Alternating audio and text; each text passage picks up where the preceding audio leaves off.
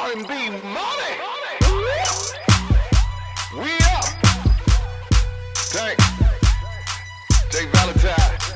We are the authorities on all things R&B. Ladies and gentlemen, my name is Tank. I'm J Valentine. This is the R&B Money Podcast, the authority They know. They know. on all things. All things. All things. Yeah. R&B. Yeah, don't get caught up. Stop telling me you right hit records. Yeah. Stop DMing me and telling me you right hit records. Hello. I know the niggas that right hit records Every day. every day. Because every day is what? What? Your birthday. Your 100. Happy birthday himself. You ain't never had a song stolen from you at 12 and it sold 1 million copies. Give it up for Poo Bear in the building. Happy birthday.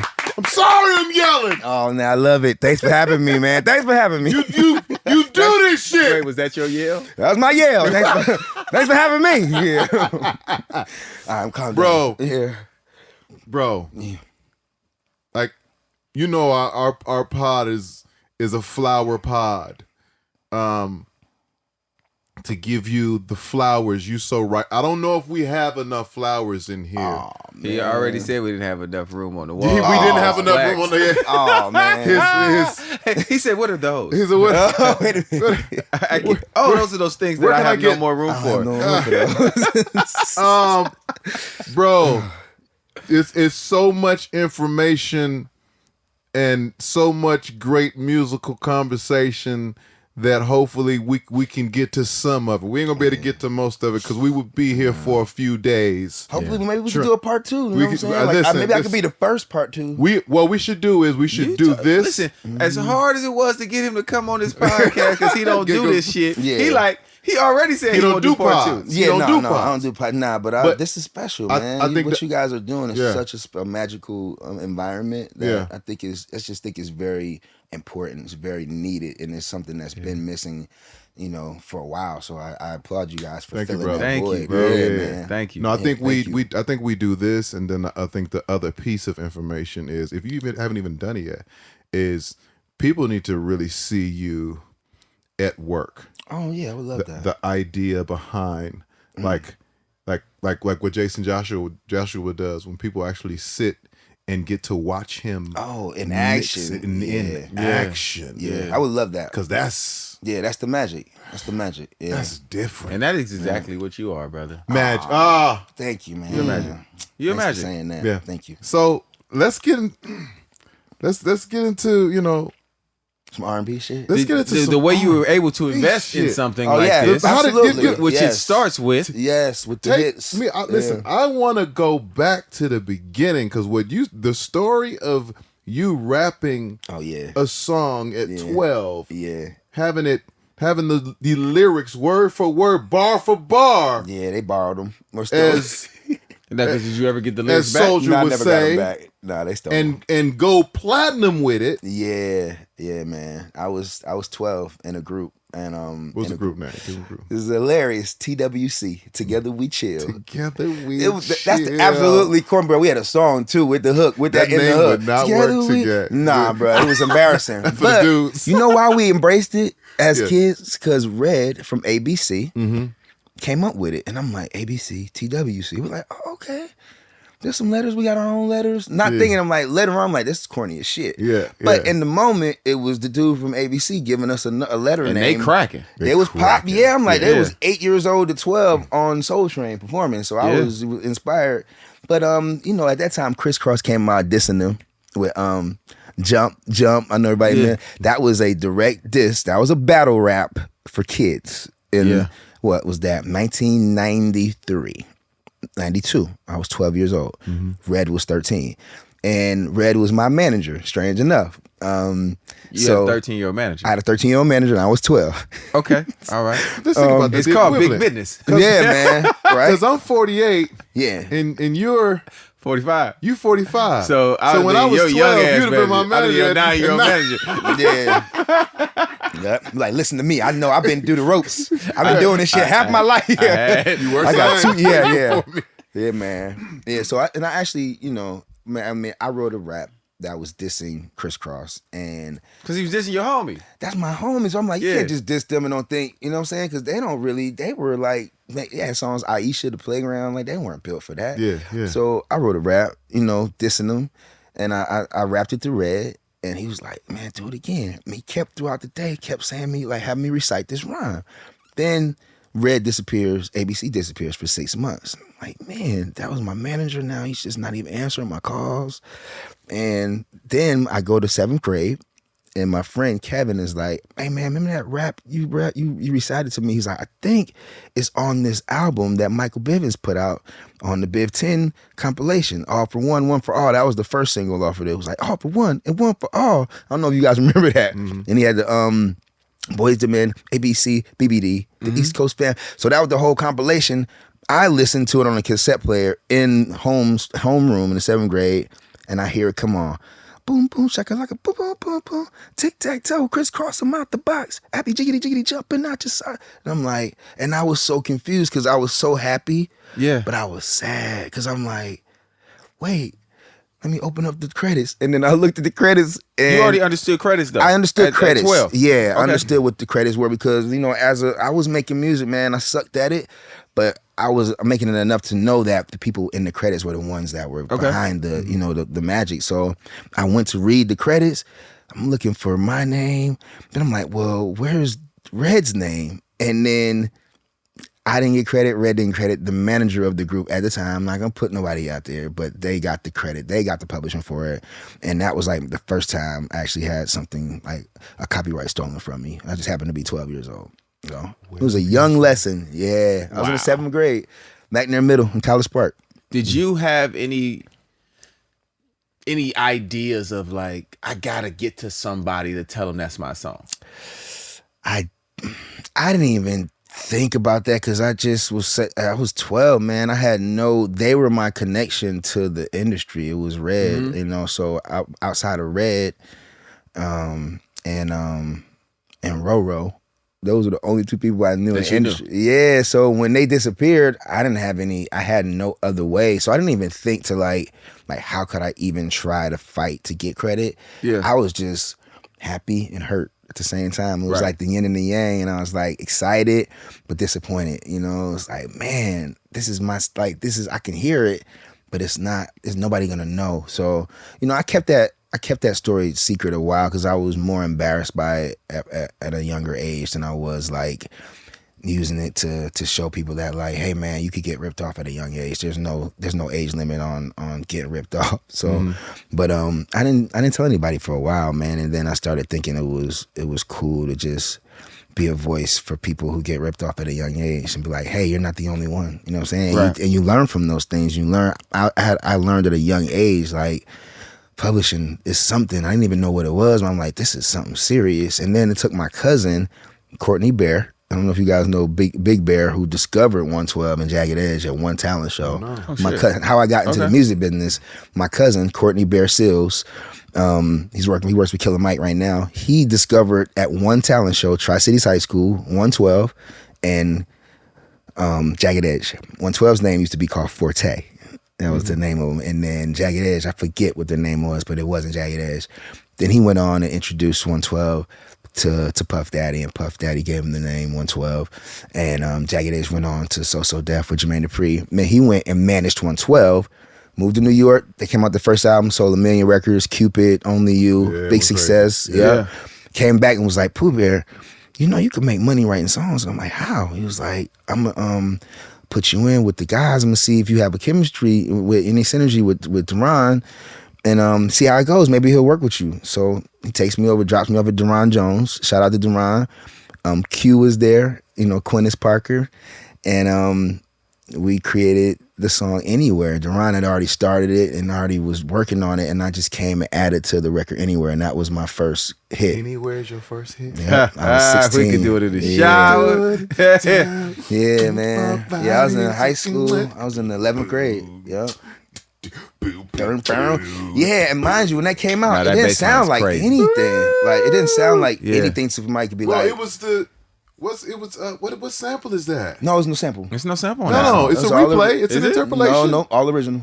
That was Duran. Duran didn't sample nothing. The only thing that you're talking about, the replay, was a wicked. It's over now. It's over now. No. That was Mobb Deep. A wigga. That's the only. Anywhere got no. Anywhere was straight original. Yeah, no. Burn. No. 100% right. But the one they 100%. did rip was That Mobb Deep. I remember Mobb that. Deep for sure. It's over now. Shout out to Lil Zane. Yeah. Come on, shout out Lil Zane. Yeah, man. Yeah. Yeah, Z2 hot to stop. Yeah, man. So let me ask you a question. Yeah. If I can backtrack for a second. Okay. Did you hearing your rap, your lyrics Yeah. on that ABC song, did that give you an indicator that you could really do this shit? Or did it take you just a little while longer after that before you even settled into the idea of being able to do that? Yeah, because that never really registered what happened then. That it was like, wow, I did something that came out that was good enough to come out And to generated sales. Yeah, I didn't put two and two together then. Okay. But it did do something to my self-esteem. It did something a little bit to where it was like, well, it must have been cool if they stole it. It must have been good enough for them to steal. So that did something. It gave me inspiration to be in a group. You know, I started a group called Young Harmony. My name was Harmony. My friend's name was Young because I used to harmonize. I couldn't sing really, but I had a great ear. And we went on. We signed our first deal like a few months after that happened. I was still 12 years old. I signed my first record deal with a label called Jungle Juice Records. And our Jungle Juice. Our advance. I'm gonna tell you what our advance Yeah. was. We got paid in advance. We got an advance though. Let me tell you what it was. Okay. It was a jean suit. Come on, bro. I got a green one, and then my homie got a yellow one. We look like a Sprite commercial. Come on, bro. Yeah, we look like the Sprite commercial. Because I've had actual Jungle Juice. You know, that's... Actually, see, I found in the carton. No, in the hood. No. Nah. You talking about the jungle juice. I got you. Okay. Yeah, I see. Tank was in training day, man. Yeah. Somebody That's took right. Tank to training day. Yeah, the jungle day. Yeah, jungle juice. That they, you know what I mean? Yeah. Yeah, Shout out to no. Homie Drano. Love you, man. I don't know why Yeah. you let them give me Jungle Juice. I don't understand. I don't know why you did that. How old were you? Couldn't feel my face. How old were He was you? grown adult. Oh, you were grown. Okay. He had a big He age. wasn't 12. Okay. He wasn't 12. I would say that's child abuse, but if you're an adult, it's an adult abuse. So you get a jean suit For an advance. as your advance. And our manager took whatever money it was that we were supposed to so get. it was some money. It probably was a little Couple bit of dollars. money, Couple but dollars. he bought us jean suits and kept the difference. Kept the difference. Kept the difference, and then he ran off. He ran off, disappeared. And all this is at 12. I was 12, yeah, man. And so we had a single out, man, called "She's Turning Me On." That was my first single. And we had an album release party, a single release party. I'll never forget that. And Who we got distributed through? Jungle Juice Records. And it was just it was an independent label. Okay. Yeah, the owner's name was Michael Jackson. Same as Michael Jackson. And he used to lock us in the studio, man. I'll never forget that. And I didn't realize that was a fire hazard till I got older. I'm like, wait. Wait, I thought you were just using the term "lock us in the studio." No, I mean, he would. Okay, we here. No, you know, he would we go working. outside the door of the studio and lock us in from the outside, so we couldn't get out. So it was me on the little on some Phil Elysees. Spector type shit. Yeah, I guess that will fall under the Phil spectrum. I had the little Elysees with the ADAT, so I was engineering. I had an SB1200. I was making beats. I was writing songs. I was doing choreography. I was doing everything, you know what I mean? And he would come back and the sun would be down, let us out. And then my mom always let me go. She was like, no matter what, you got to go to school. I don't care if you work till 4 a.m. She was like, you just got to go to school. So my mom always let me work. She believed in the dream. She used to drop us off at the studio, me and my group, and she's just like, look, you just got to go to school. I don't care. You can stay out all night, but by 5 o'clock, you need to be coming home, taking a shower, and getting ready to go to school at 7:30. And so, Wow.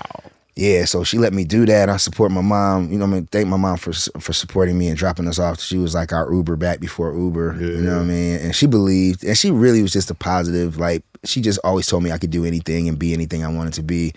And I always told my mom, I was like, and my grandma, I was like, man, I'm gonna move us out of the hood. You know what I'm saying? And my grandma was so at that age, like, bless your heart. Like, you don't understand that black people don't move out of the hood. You know what I'm saying? Like, but and you could tell, She like, had energy. never seen nobody She get never up out of seen light, but she used to see me, man. So I grew up. My dad left when I was 7 and a half, 8. He left 2 weeks later. It was a tornado, like the only tornado in Connecticut history. And New Haven is like, still one of the poorest cities. So that's where you're originally from? I'm originally from New Haven, Connecticut. Okay. One of the poorest cities in America. And the tornado came, tore up our apartment, and then we were homeless. So me and my mom and my brother were homeless I was homeless from like age 8 until 10. So we slept everywhere. You know what I mean? We slept wherever we could sleep, and we ate when we could eat.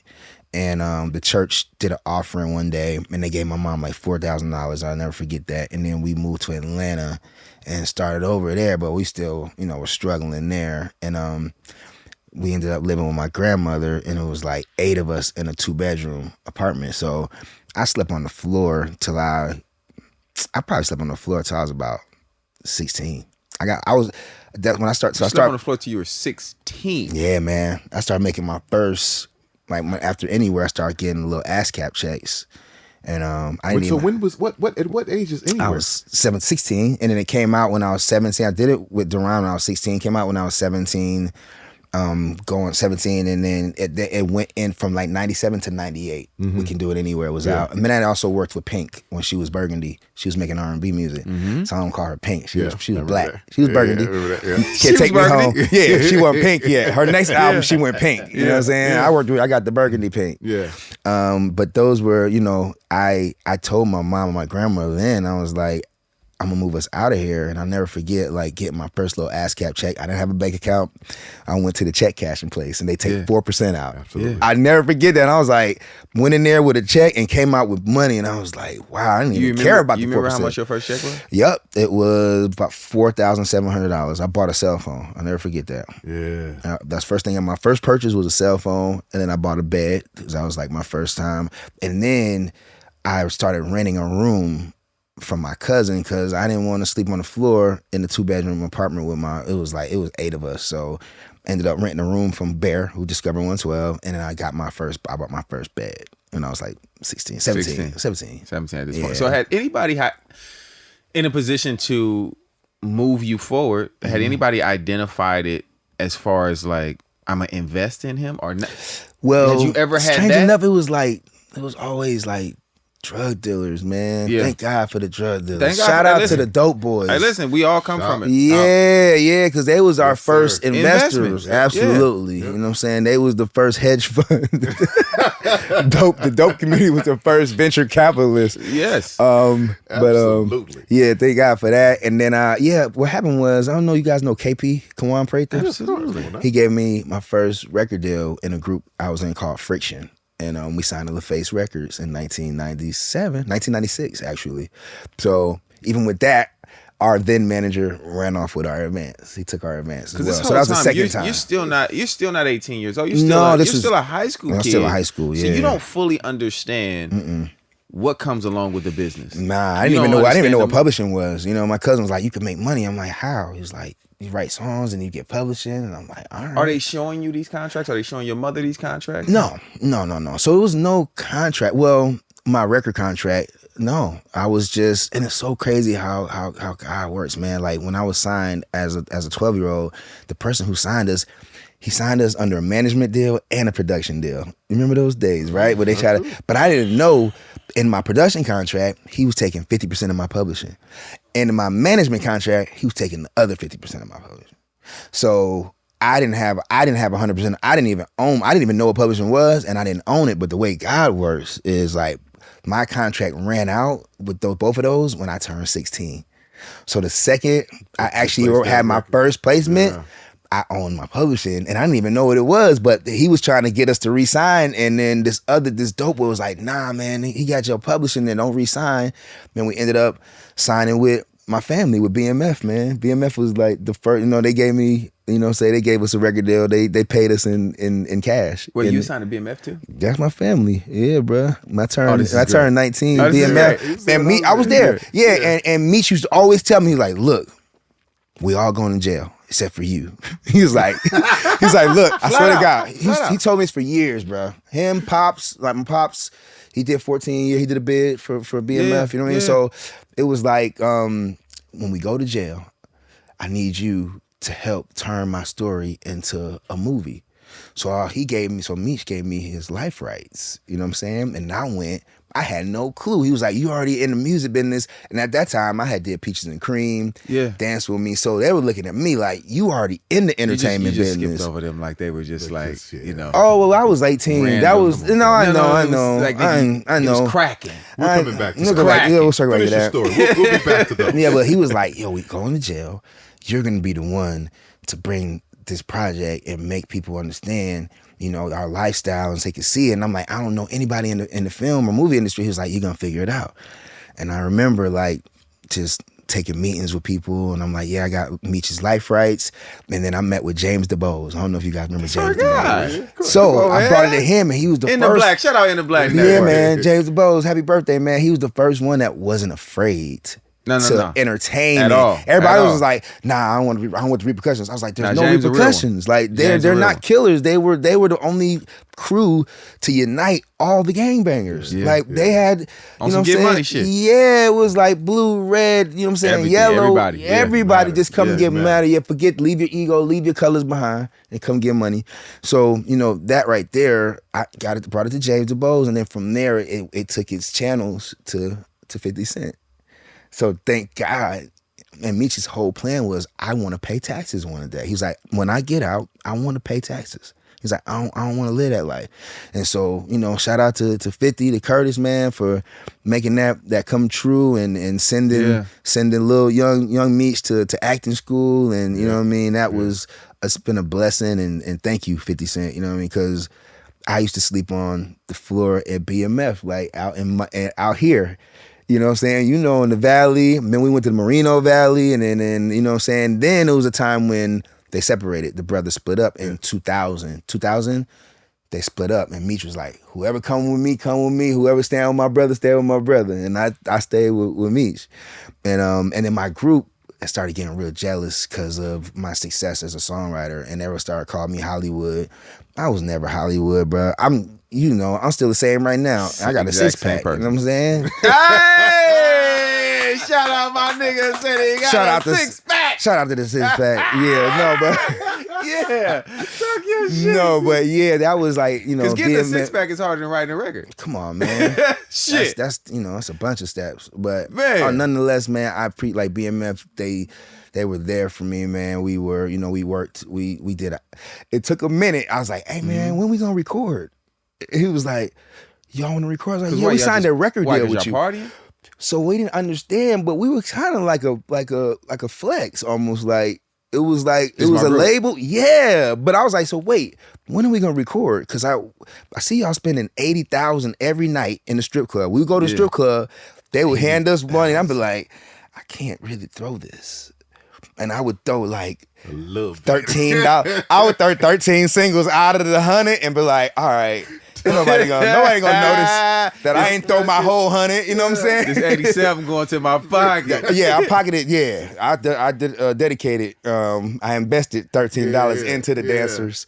But I just, man, I always like to shout out BMF, man, and like the image that they tried to paint. They weren't violent, you know. Everybody protects themselves no matter what. It doesn't mean you're violent. And they were about, you know, they were the last, you know, ones to do it on that level that brought all of our cultures together, man. Like, it's dope. It was an amazing example of, like, even though it was in that world, it just showed unity and showed how powerful we could be if we come together, no matter what gang we're from. And I just, you know, I'm superly, like, I'm really blessed that they were able to turn it and 50 Cent was able to make that a successful show, man, just because that was Meech's dream. That was always Meech's dream, was like, yo, I want my story to be told the right way, and I want to come out and pay taxes. So everything's set up for him to do just that, man. So it's gonna be dope. Yeah, but that was a part. Like, we go back to the investment. It was the Dope Boys, and I was like, man, I just seen you spend $500,000 in the strip club last week. Can we record? And he was like, yeah. He's like, you want to record? I was like, yeah, that's what we signed a recording contract with you guys, right? So he was like, all right, set up the studio. So where did I go? What did I do? The first session we did was Circle House. Hey, so I'm the first ones to bring BMF down to Circle House. And then we booked it. Then that's when, I never forget, Diddy was there and he was walking. He was like, "Hey man, you like the studio?" I was like, "It's the only." Mind you, Circle House was my first session studio I ever worked at when I was 12 years old. We mixed down that music from Young Harmony at the Circle House. So I was there in '92. They took you to Miami too. Well, yes, Michael Jackson with Jungle Juice took us to Miami to mix with Luis Diaz, who discovered Pitbull. Yes, Luis The Diaz. Diaz The Diaz brothers. Yes. So he mixed down my first single. He mixed down our first single when I was 12, 1992. It was just mango trees and Rottweilers back there. No pool, no house, like pool house.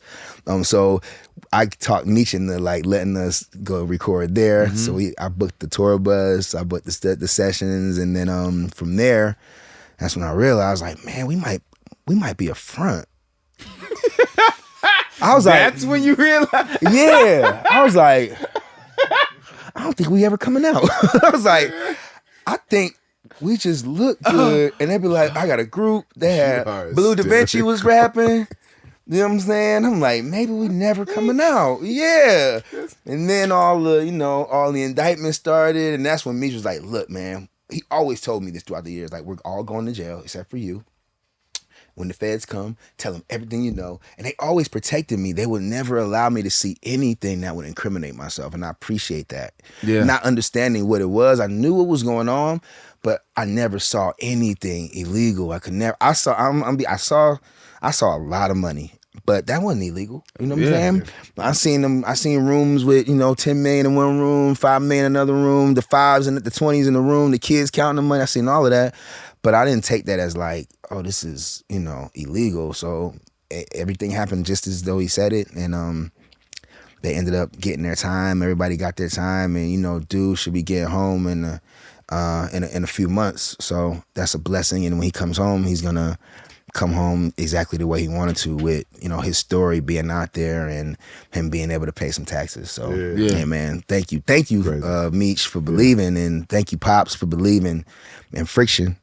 And thanks for being our first venture capital. Our first funds. It never came out. Now we never came out. Now, But you wasn't hungry. but You wasn't on the floor. No, I wasn't on the wasn't floor. hungry no more. Nope. And now every time we went to the strip club, I was shaving a little. You know what I'm saying? Yeah. Per diem is what we'll call it. Okay, so when that happens, right? Because now we're getting into the mind of the And mind creatives. you, this is the most special. I've never shared this information with anybody, like let alone a community of viewers. So this is like my first time. A lot of people never knew that I was signed to BMF. And I that was never my knew, and family. I've known you for 20 years. Yeah, I know you were saying that. You knew that. Yeah, I remember. I remember you. Yeah, and I think about it. Yeah, but was it with was, T. I was about to say, you was on the other side. Yes, I remember that. So the mind of the creative at this point, right? Because you've had the start and stops. You got some success as a writer. Yeah.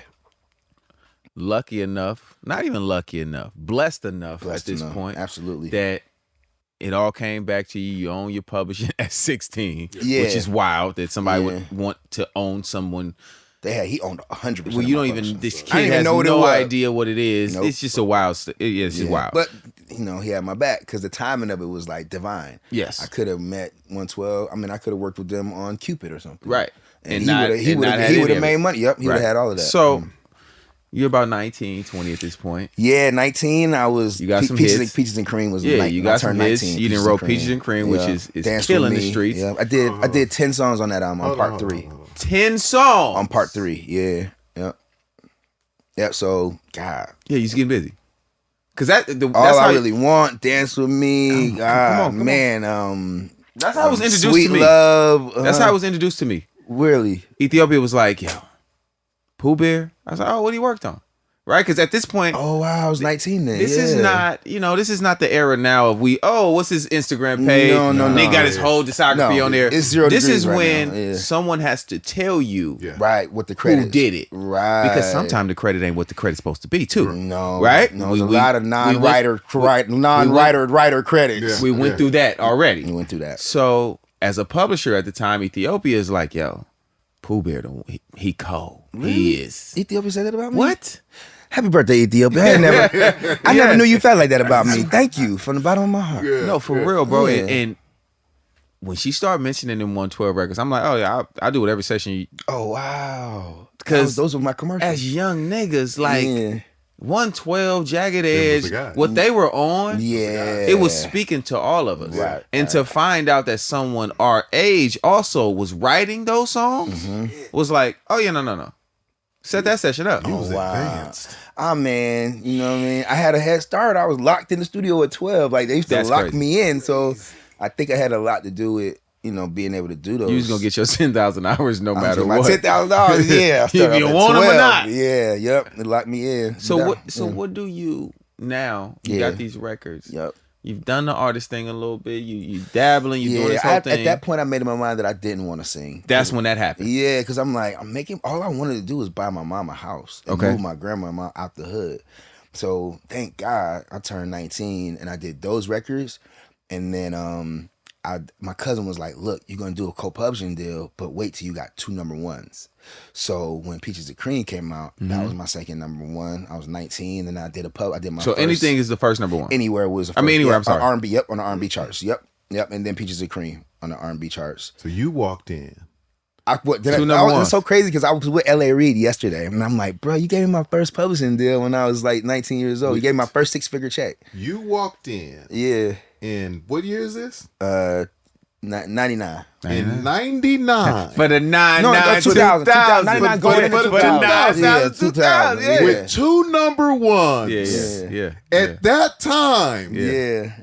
And I like- can only imagine. Yeah. No, and they were already popping their shit about you though, bro. Like this is the other part, right? Because Who was popping what shit? Billy Calloway, Billy. Happy birthday, Billy. Shakir Stewart. Rest in peace, Shakir. Like, cause this all family for me. Like Bay so, Area, that's Bay. So Yeah, I for forgot. like everybody, and that's the thing that most of the writers and artists don't know sometimes. The people that are cheerleading for you and that are pushing I never knew. to the Yeah. rest of the industry. Right. You know what I'm saying? Because like you said, you Yeah. keeping your head down. You working. I never knew. But Yep. these people who if they said somebody was gold, Yeah. they was gold to Let's me. go. Right. So all of these people are already like, yo, Pooh Bear. Bro, your name, Wow. it was moving. Wow. And that was 99, 2000. Yeah. Yeah. And So that you was do when the deal with Hitco. I did. And I did my first deal with Hitco. I was telling L.A. Reid yesterday. I was like, man, thank you, man, for believing in me. That was my first deal, and I was able then to go and move my mom and grandma out of that 2-bedroom apartment and move them into a house on the 10th hole of a golf course. Yeah. And I'll never forget Yeah. my grandma. Never forget moving her, putting her bed. I bought a hospital bed, moved it right in there because I refused to put anybody in a old folks home, retirement, whatever that was called. And I put her right looking at the lake on the 10th hole of a golf course. And then I was like, I told you. And she was just like dying, but she died in that house. She got a chance to see my hard work. Me staying out all night, sleeping on the floor, me telling her, like, I'm going to move us out of here. She got to see it happen. So for me, that was like, I never really cared about being famous or none of that. I just wanted to buy my mom. I just wanted to move my mom and my grandma out the hood. Bro, that's like, amazing, bro. and yeah, so that was my whole thing. So once I did that, I was like, okay, so now what's my new drive? Like now, what drives me now? And it was just like, people don't think I could do it again. And it turned into, I just got to prove this to myself that I could do it again, because the average lifespan of a writer is 2 years. Producer-writer is 2 years. You get a hit, you get hot, everybody cheerleads you, then you start celebrating, you get caught up in it, but it's somebody else working twice as hard as you, and they come out with 2 hits. And now their sound is popping. And you're done forever. So that in my mind, I was like, I don't want to be done forever. And I always had this fear of like, what happens if my sound go? And I didn't even realize that I was creating a sound. I wasn't allowed to listen to secular music as a kid. So that's why you can't compare my songs to anything. Like you can't, what does Peaches and Cream sound like? Nothing. What did Anywhere sound like? Nothing. What did Where Are You Now That I Need You sound like? Nothing. So, and that happened because I wasn't allowed to listen to secular music. So I had zero influence. I was allowed to listen to Christian trumpet music by a guy named Phil Driscoll. He was a trumpeter.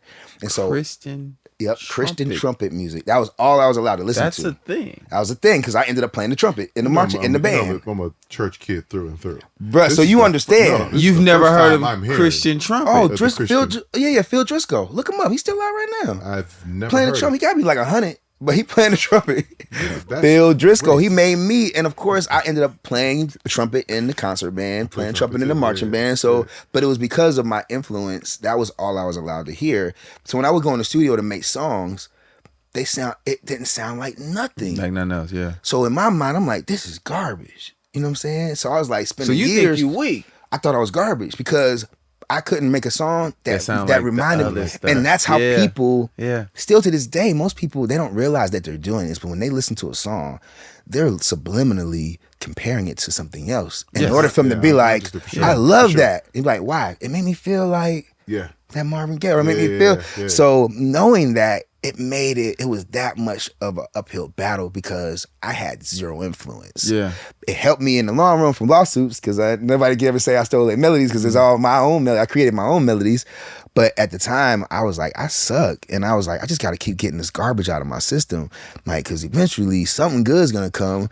Nothing good really came. 112, Deron Jones started to believe in me. And he was like, nah, bro, you're good. I was like, nah, man. It's like, this sucks. And then that's where We Could Do It Anywhere. Pink, Love Is Such a Crazy Thing on that album when she was Burgundy. And it gave me enough hope. I was like, well, maybe they just telling me that because they're nice. Man, like, nah. And then they brought me on tour. I didn't graduate from high school. They used me, bruh. I was singing all God Bless a Child every day for everybody. You know how they use you to be the representation for anybody. Then I get to the 12th grade. Mind you, I had already made a PE in summer school in the 11th grade. made it out. Yeah, so in my And mind, you got a hit record already. I ain't telling anybody that. Wait, so nobody knows. Nah, but 112 used to pick me up. Like, each one of them used to come and pick me up in school. And they'd be like, hey, man, I think I seen Slim pick you up yesterday. I was like, probably. And then I had a Bad Boy jacket. You remember the Bad Boy jacket with the baby? Yeah. I had one. You know what I'm saying? So you in high school with a bad boy with a Bad jacket Boy, yeah, getting with the picked up Letterman by joint. 112. Yep, man. yep. And I still didn't tell anybody because I didn't want anybody to feel like I thought I was all that because I had a song on the radio. Yeah. Now, my science teacher, Mr. Block, rest in peace, I guess, he used to tell me, you suck. He used to say this verbatim. He's like, Mr. Boyd, I need you to start paying attention in my class because only 1% people make it in the music business and you're not that 1%. And he told me that. So this is why you said rest in peace, I guess. Because I picked that part up. as he's saying that to me, Anywhere was in heavy rotation every It's hour. already I could have going. told him, be You're like, yo, already if you turn on successful. B103 right now, you're Yeah. going to hear Anywhere because it was every hour on the He hour. don't know this. And I'm like, it's not me. It's not in my place to say this, but all right. I'd already became the 1% while I was in school. I had a record on the radio and heavy rotation. I got ASCAP awards when I was in high school. You know what I'm saying? So he was saying this, and I never told anybody because I didn't want anybody to feel uncomfortable because I had some success at a young age. So I kept it a secret.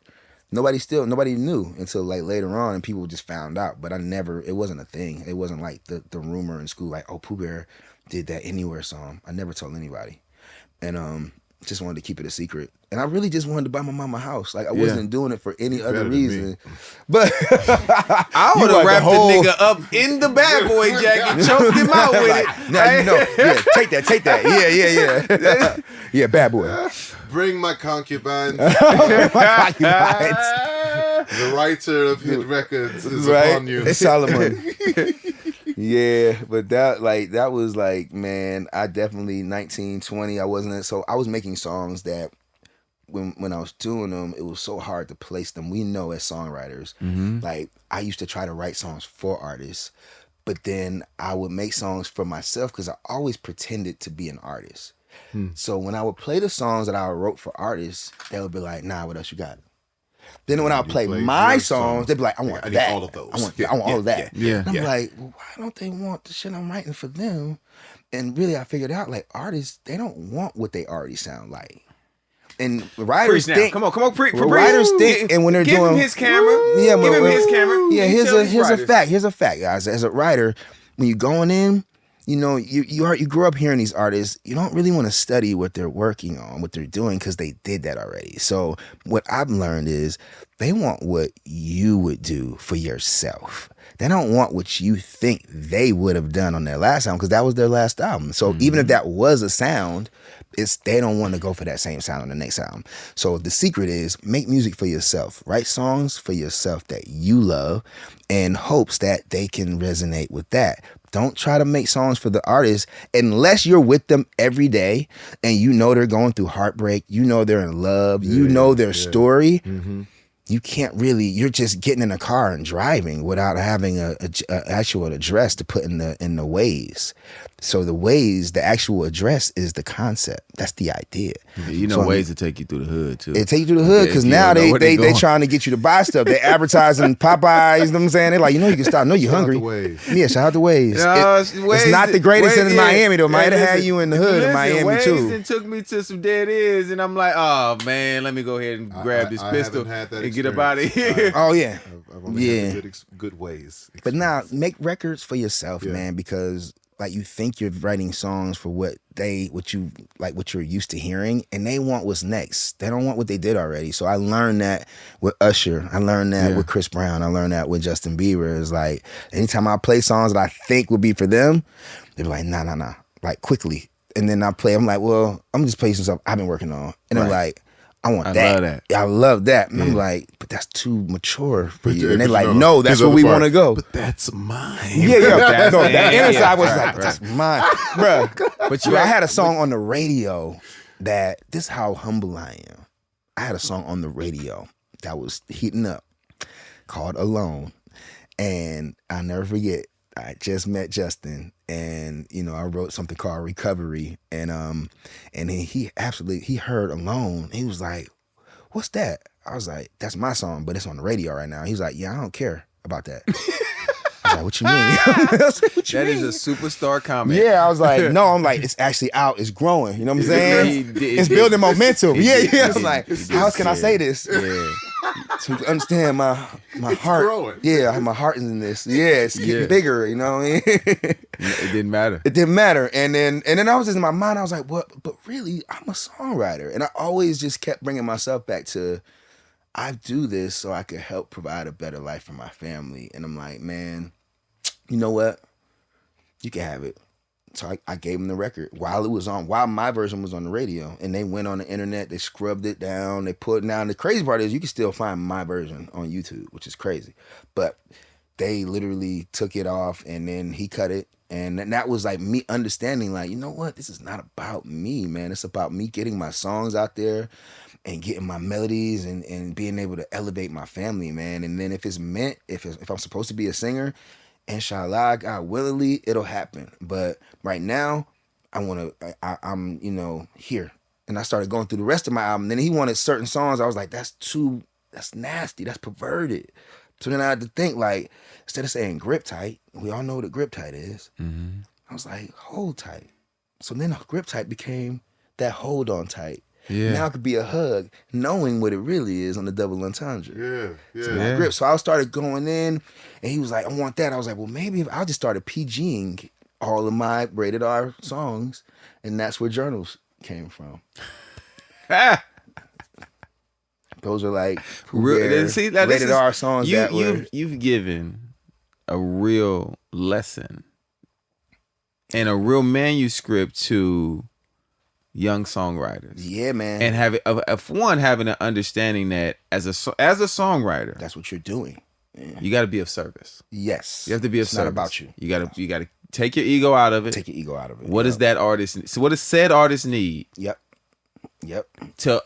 For all of us to succeed in this thing. Yes. And for me to take care of my family. That's what we're doing it for. I mean, some people want to do it to be famous. I never wrote songs to become famous. It was literally to create a better lifestyle. I understood throughout the years the importance of having a platform. You know what I'm saying? Right. Understand jumping on in the video. I understood that later on, like why it was important for creators to put themselves out there so that the world can. It became a thing. Right? Where the producer became the star. But before that, you had your head down in the work for so long. Yeah. And I didn't tell. And your pop out was due. It was, and it was, years and years and years. It was years in the making. I went, with Dre Vidal. They kidnapped me. They went to Philly, and that's when I was working with Ryan Toby a lot. We did a lot of records. Come on. Speak on this Confessions album. Yeah. Speak on this Confessions album, brother. Because you're part of something that if you buried it and someone found it 100 years later, they would understand what that time was. Yeah. That's the type of album that Confessions is, that you are a part of, that you help create. Yeah, with all these amazing writers and producers and the artist himself, Usher. Yeah, it was one of, like, for me, it was so crazy being a songwriter trying to write songs for Usher, and then finally getting to work with him. And I'm like, we were so off. Like, when you think you're writing something, like, you don't have no idea what the they're songs going that you were writing before. Or these artists, like, you don't know what they're going through, bro. You just get in the car and start driving, like, where are we going right now? Yeah. And so, like, just learning that, like, you know, the very first song that L.A. Reid demanded that Usher cut was Superstar. And Ryan had already composed this. I came in and added whatever I added to it. You know what I mean? That Ryan had already cut and created the whole, like, the majority of it. And I just came in and put Faith on the bridge, and, you know what I'm saying? That was amazing. But that was the first song that Usher cut on Confessions. Then it was Caught Up. Then it was Come Follow Me. But it was tough. Where you wrote Come Follow Me too? Yeah, Come Follow Me. And that was for... Yeah, I that knew was you for wrote the Mario. other That two. was for Mario. Come Follow Me was for Mario, and then Mario passed on it. And so we played it for Usher in New York at the studio. He was like, what's that? You came just in time with what I needed tonight. The other girls on me. He was like, load that up right now. And he cut it immediately. That was like the first time I didn't see Usher sit there and twirl his ring and be like, man, I don't know. Like, you never know, Usher. You always had great ears around you that known for you. And that was the first time he heard a song and was like, boom, cut it immediately. But, you know, that process, it was frightening because it was a 2-year window. We started with Usher in 2002. Confessions didn't come out to 2004. So, and we were making those records. I know in my mind, when I was with Ryan, I was like, Caught Up was like, this is like, he's talking to Chili. And in my mind, I'm like, he's the new Michael Jackson. So when we approached Caught Up, we were like, what would Michael Jackson do right now in 2002? And that's how Caught Up. That's absolutely what Caught Up is. Yeah. So, and then he went on and did a video to match that, you know, like the Smooth Criminal, that whole, he spent like $1.2 million on that video. I'll never forget that. And, but it was just interesting because in my heart, I knew we weren't going to make that album. Because I'm like, the songs are owed to you. And he wasn't they weren't together no more. So I'm like, we made these songs based on him being with Chili. She was the superstar. He was the groupie. He was caught up with her. You're not like the other girls I meet every day. These were songs were about Chili from TLC. So I'm like, he's not even going to resonate with this. So, you know, thank God LA was locked in. His mom, shout out to Usher, Miss Janetta, man, she was locked in to Caught Up. So we had some emotional connections to those records. And then 2 years later, the album comes out and the songs made the project. And I was like, unbelievable, because he was confessing now. So I'm like, it went from like being caught up to I fucked up. You know what I'm saying? And it was a full story. It was a full story. And it's crazy enough, the concept of the album didn't come until like almost the end. So so it wasn't like we're like, oh, we all know we need to be confessing some shit. We didn't have a clue. And then that project, it was like, for me, that album doing 1 million, did like 1.1 the first week. And from there it was like, golly. Then I for sure didn't think we were gonna have a single, because they put My Boo on the what do you call it when the deluxe. The deluxe. Yeah. And then that went to radio. I'm like, well, there goes our 4th single slot right there. Yeah. With Alicia. Then we did like somebody did a power move. I don't know if Ryan told this, but Dre Vidal put Petey Crack. You guys remember Petey Crack from Philly? Yeah. Put Petey Crack and State Property. and did a remix of Caught Up and released it and sent it to Funk Flex, and Funk Flex started dropping bombs on it. So we forced them to go. So then the report started coming in on the radio, and Mark Pitts was like, Caught Up is spinning on the radio. And then it forced them to make it the 5th single, and his 5th and final single. And then they spent $1.2 million on the video. Let me ask you a question. Yeah. Yeah. Because singles, bro. You got the 112 records, you got your 2 number ones, you got your pub deal, you're writing, you're doing some great things. And then you get on an album that sells 1.1 Yeah, in the first 7 days. first week. Yeah.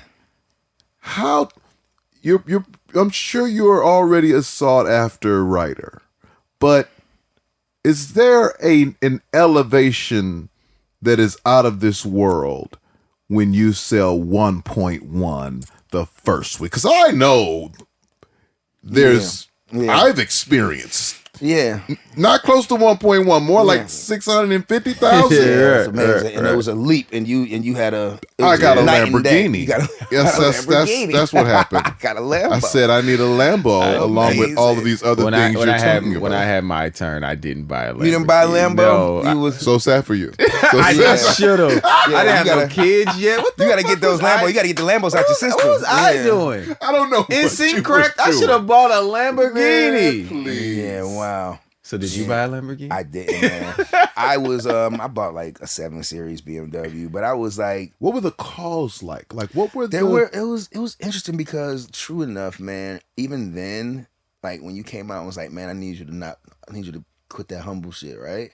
I was so used to being like hidden and tucked away that it didn't really I didn't feel the effect of it because at that time, Usher gravitated to Ryan. You know what I mean? So it more affected Ryan, you know what I mean, than me because I was like the fat guy I was doing a lot and I was doing it, but I was always in the back of the room because I was like trying not to be seen and like, and I was like still doing vocal producing, still writing, but then it was like, all right, once I was done, I vanished. You know what I mean? gotcha. So I didn't really feel the effect of it like I should have if I would have been more. You were avoiding the light. I wasn't because I just felt like I was insecure. I was obese. And I just felt like I didn't want anybody to feel like I was seeking attention because I wasn't. I just wanted to continue to buy. I wanted to buy my mom another house at that time. And I was on my mom's second house. So, it didn't really affect me as much as if I would have been like, let me put myself out there so people know that I was like, you didn't even know I did Come Follow Me. To this day, it was 20 years later.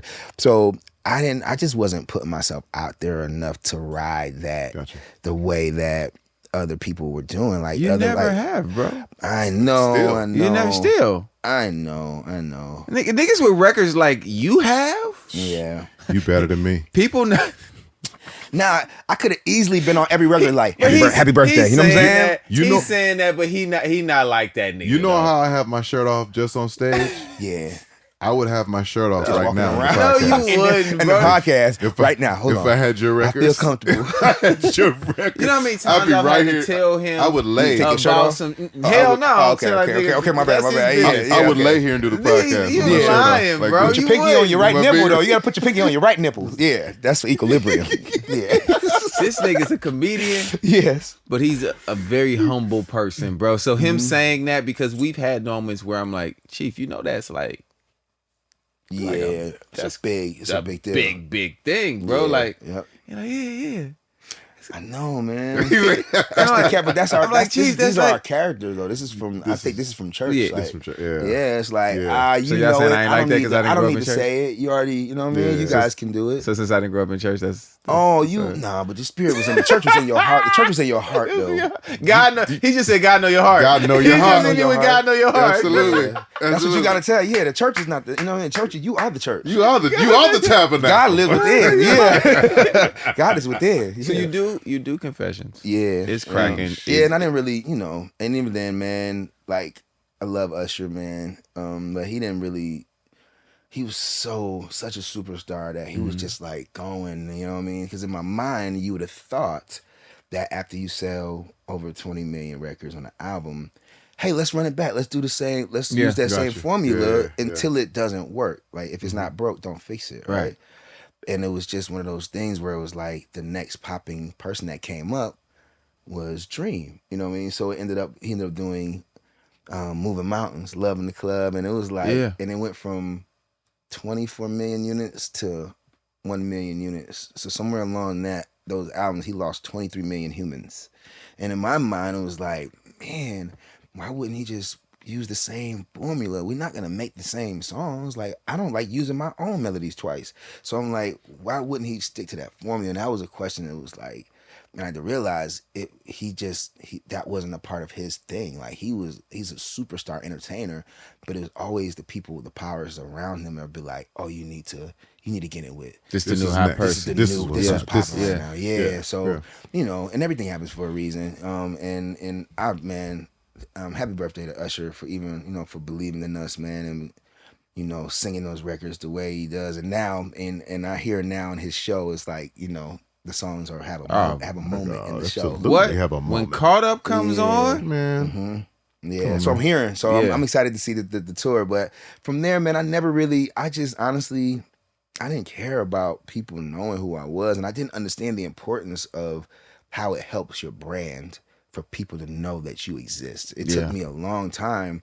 It's like, man, why he in that video?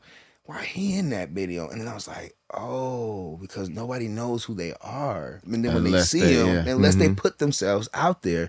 And I still even was like, I'm not putting myself in a music video. I'm not saying happy birthday at the beginning of every song so it's Pooh Bear. Justin did that for me, but I didn't ask him to do that. He just surprised me. He was like, he tagged the record. I'm like, why you do that? He was like, because you didn't ask me to. I was like, okay. yeah. But I could have easily been tagging. for sure. And then guess what people would have gotten after a little while? Naturally, tired. Yeah. There's that. People have dogs and they love their dogs. But after a little while, you might be like, get out of here. I love you, but get out of here. Right?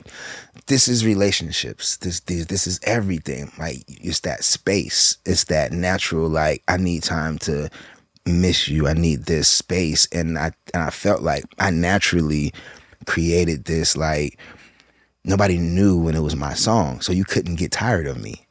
But if I had happy birthday at the beginning of a million 11 songs, you'd be like, man, I don't even really care to hear this no more. I'm just tired of hearing the happy birthday tag. You know what I mean? There's producers that ran themselves into the ground with their tags because they had that many radio records. And then after a while, it's like, I'm just tired of this sound. And you're able to identify. People are judging it. Yeah, because then now I can identify what I'm tired of. I'm tired of that. You know what I'm saying? And that person did that. So I don't really want to hear that no more. And it could be hit. It could be great. Yeah. But naturally, we just get tired. So I think I organically, allowed myself to be a mystery. And you found out that I wrote something, you found out. It's cool. But the people who needed to know.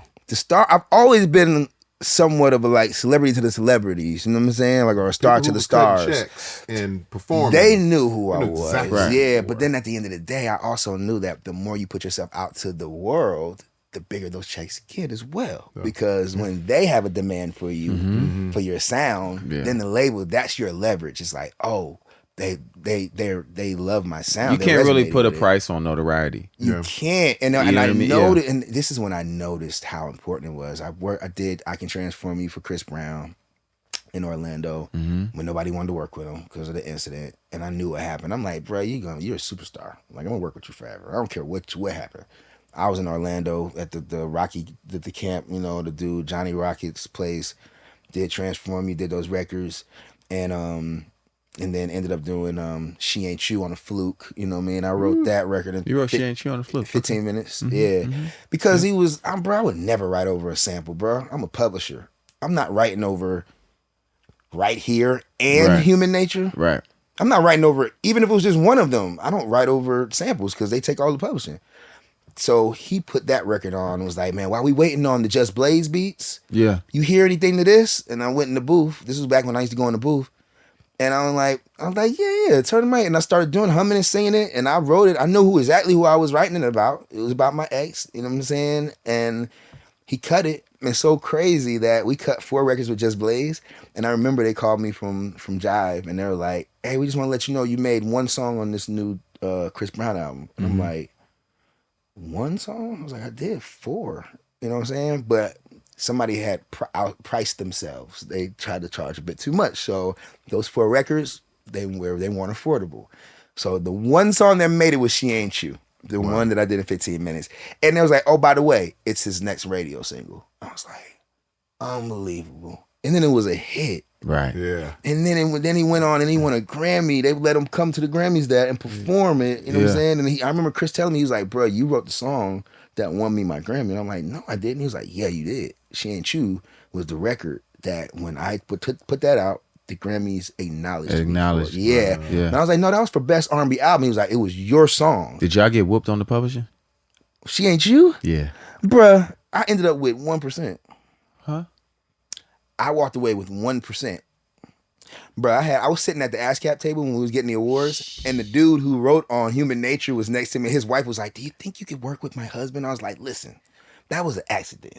Your husband had his time. It's gone. It's coming past. It's gone already. I will not work with your husband. That was a gift. You were it was still a mad. multi-million-dollar mad. Because I know he was making millions off of my let me just get this out of my let's kill some time while we waiting on the real songs. Right. Here he's now getting he probably made an extra $1 million, $2 million off of those splits. Him and whoever did the SWV. I forget who that was here. Man. Oh, that's who did it? Right here, the song? He did most of the SWV stuff. So everybody made money with me on that. You know what I'm saying? But it was cool. But it was one of those things where I didn't do it on purpose. It was like an accidental hit. You know what I'm saying? I definitely would have never written over Human Nature and Right Here. I don't write over samples. Unless you guys, let me clear this up. Unless you guys already got the splits worked out, and then I'll do it. You know what I'm saying? Just put that out there. If there's a song and it's to be written and you got the publishing, you already worked out, and you know I'm not gonna walk away with 1% for all my heart and soul, I'll do it. But it's got to be worked out already. Yeah. So then I realized the importance of being out there when Justin Bieber was the first person to go on Ryan Seacrest and Ellen DeGeneres. He talking your shit. Come on. And they were like, so who'd you do this album with? Purpose, because Journals, they came out, and Journals, we ended up selling records. We ended up selling a million records, but we didn't have any radio. They didn't push anything to radio. Okay. So in my mind, I'm like, man, Justin, he was like, man, I want to make R&B. And I'm like, of course you do. Like, of course I get to the biggest pop star, and you want to make black music. You know I want to be Chris Brown, right? Like, great. Like, R&B was at a place where it was like, it wasn't really there at that time. So I'm like, of course you want to do a whole R&B album. And you go in there and he like, you heard Tank last album? Yeah, I'm like, make me sound like Tank. I gotta make R&B. Yeah, I gotta make Tank records. Yeah, but I noticed the difference. Like, when he came out on Purpose, and he was like, Pooh Bear. And I was like, Justin. I was like, bro, I was so not used to getting recognition. I had programmed myself to just not want it and be the guy that, not a ghostwriter, because I was getting credit. It wasn't I wasn't selling my publishing. Right. But in a sense, a ghostwriter. Yeah. And he was the one, I was like, bro, you don't have to tell people that I did your album. He was like, I want the whole world to know how special you are. And I'm like, why? He was like, because you deserve that. And I'm like, so here it goes. It takes a Canadian, a white nigga. The first time in my career, it took a white nigga to give me my credit outwardly to say, Pooh Bear did this. I did my album with Pooh Bear. He did my whole album with me. And I'm like, and it's making me cringe because I'm like, I don't want people to know this, but I'm like, why? And then, but what that did was it turned me as a songwriter, bro. I started gave me your best charging shit. Bro, I remember charged $200,000 for a song, to write a song. And they'd be like, you had to give me $100,000 before I come to the studio, before I think of the concept. So it allowed me to I love that. It took my brain. Write. Multiple times. Yeah. Multiple times. Yeah, to write one song. Absolutely. I love what you're doing. Because I was like, listen, man, the producers always got their upfront fees. Okay. And I understood it. It was like, this is based on recoupment. Kick your shit. You want to get your producer fee because it's recoupable. What do your records do? Well, my records, so what happens is, they were like, well, Pooh Bear, I remember when they told me, we don't pay songwriters. This was in 2003. And I was like, can I charge? It was like, we don't pay songwriters because you guys make money off of record one sold. So you write a song on an album, it sells 10,000 units. We get paid no matter what. Right. The producers got to wait till the album recoups. Mm-hmm. So then in my mind, I was like, fine then, take the song. And then they would say, well, Pooh Bear, the song doesn't sound like the way you sang it. I was like, does you need me to vocal produce it? Mm-hmm. And I was like, wait, can I charge for that? They was like, we'll pay you for that. So that was the first step to getting paid, a vocal producer fee. Yeah. And then when Purpose, so then I didn't even know what an invoice was, bro. The dude at the label made my invoice for me. I'll never forget that. He was like, send the invoice. I was like, what's that? Listen, ain't no shame in that, yeah, bro. no, At some point, we all have to learn these learn. things. Yeah. And that's why the R&B Money Podcast is very important. So you would know this is how you get paid. Yeah. Yeah, man. Yeah. So I mean, ultimately, that it changed my life. You know, just having that notoriety, and I was able to go on, and I started vocal producing, and then but when I got to the point where it was with Justin, it was such a different level that when he started saying my name, my attorney was like, "All right, well, cool. Now we're gonna see this writer's fee, and we'll just treat it like a producer fee. We'll make 50% of it recoupable against the album sales." Yeah. And I'm like, duh, Great been doing that. Great yeah. business. So, and I became like the first songwriter to charge. Yeah, because it wasn't a thing. And the labels used to shut it down. Like, bro, you get paid whether we recoup the money we spent or not. Like, get out of here. And then when I figured out the loophole, the hack, I was like, boom. Can you give us a rundown of some of the biggest records you've written for him? For Justin? Yeah. Oh, man. I like to say All That Matters, even though it wasn't a big record on Journals. To me, it was like one of my favorite records. Yep. Purpose. Oh, Where Are You Now? Where Are You Now was like the most. Where Are You Now? Was the most. My most. When people say, what was the biggest song of your career that you feel like? And I've had records sell way more than Where Are You Now, but for me, it was like the whole world had turned their back on Justin. And this was back when you did a poll. I mean, it was like, who's the most hated person in America? Justin Bieber. And then he was number one. So in my mind, I'm like, man, I finally get to work with the biggest pop star. He wants to sing R&B. And then the label and the powers that be sabotaged it. You know what I'm saying? They made sure that nothing went to radio. So I'm like, damn, he's never working with me ever again. So I wrote a song called Where Are You Now? And I was just writing it, man. I'll never forget, I was at Pacific. Pacific. Magnolia on Magnolia. So as great a writer you are, you can't pronounce shit. Nah. I'm gonna be honest, man. I've only, like, if you ask me how many books I've read in my whole life, as a writer, I've only read one book in my whole life, The Four Agreements. That's the only book I've ever, and that was like a 4-day read. Yeah. It's nothing. I felt so accomplished. But so that has a lot to do probably with my enunciations. J Valentine, say your whole name. My words is bad. Yeah, that's why my words is bad, because my lack of reading. So if you're listening out there, make sure you read so you can pronunciate and enunciate. But if you read too much, you might not write the records this man writes. Yeah, you're not gonna write the record. Fuck reading. Right. Yeah, don't read. I didn't mean to throw you off, bro. Shit. So but Where Are You Now was that record for me. It was the most pivotal record because everybody had counted Justin out. I remember my publisher was like, "Why do you keep working with him? He's done." And I'm like, "Oh shit, he's not done." It was like you keep putting all your eggs in the one basket, and I'm like, I was like, but I like the basket. I like that basket. Like, and I at this point, this your partner too, though. And he believed in me more than anybody in my whole career. I was able to work with 112, and I did a lot of songs with 112. I did, in the first one, I did 8 on Room 112 with Anywhere. Then I did 11 on Part 3.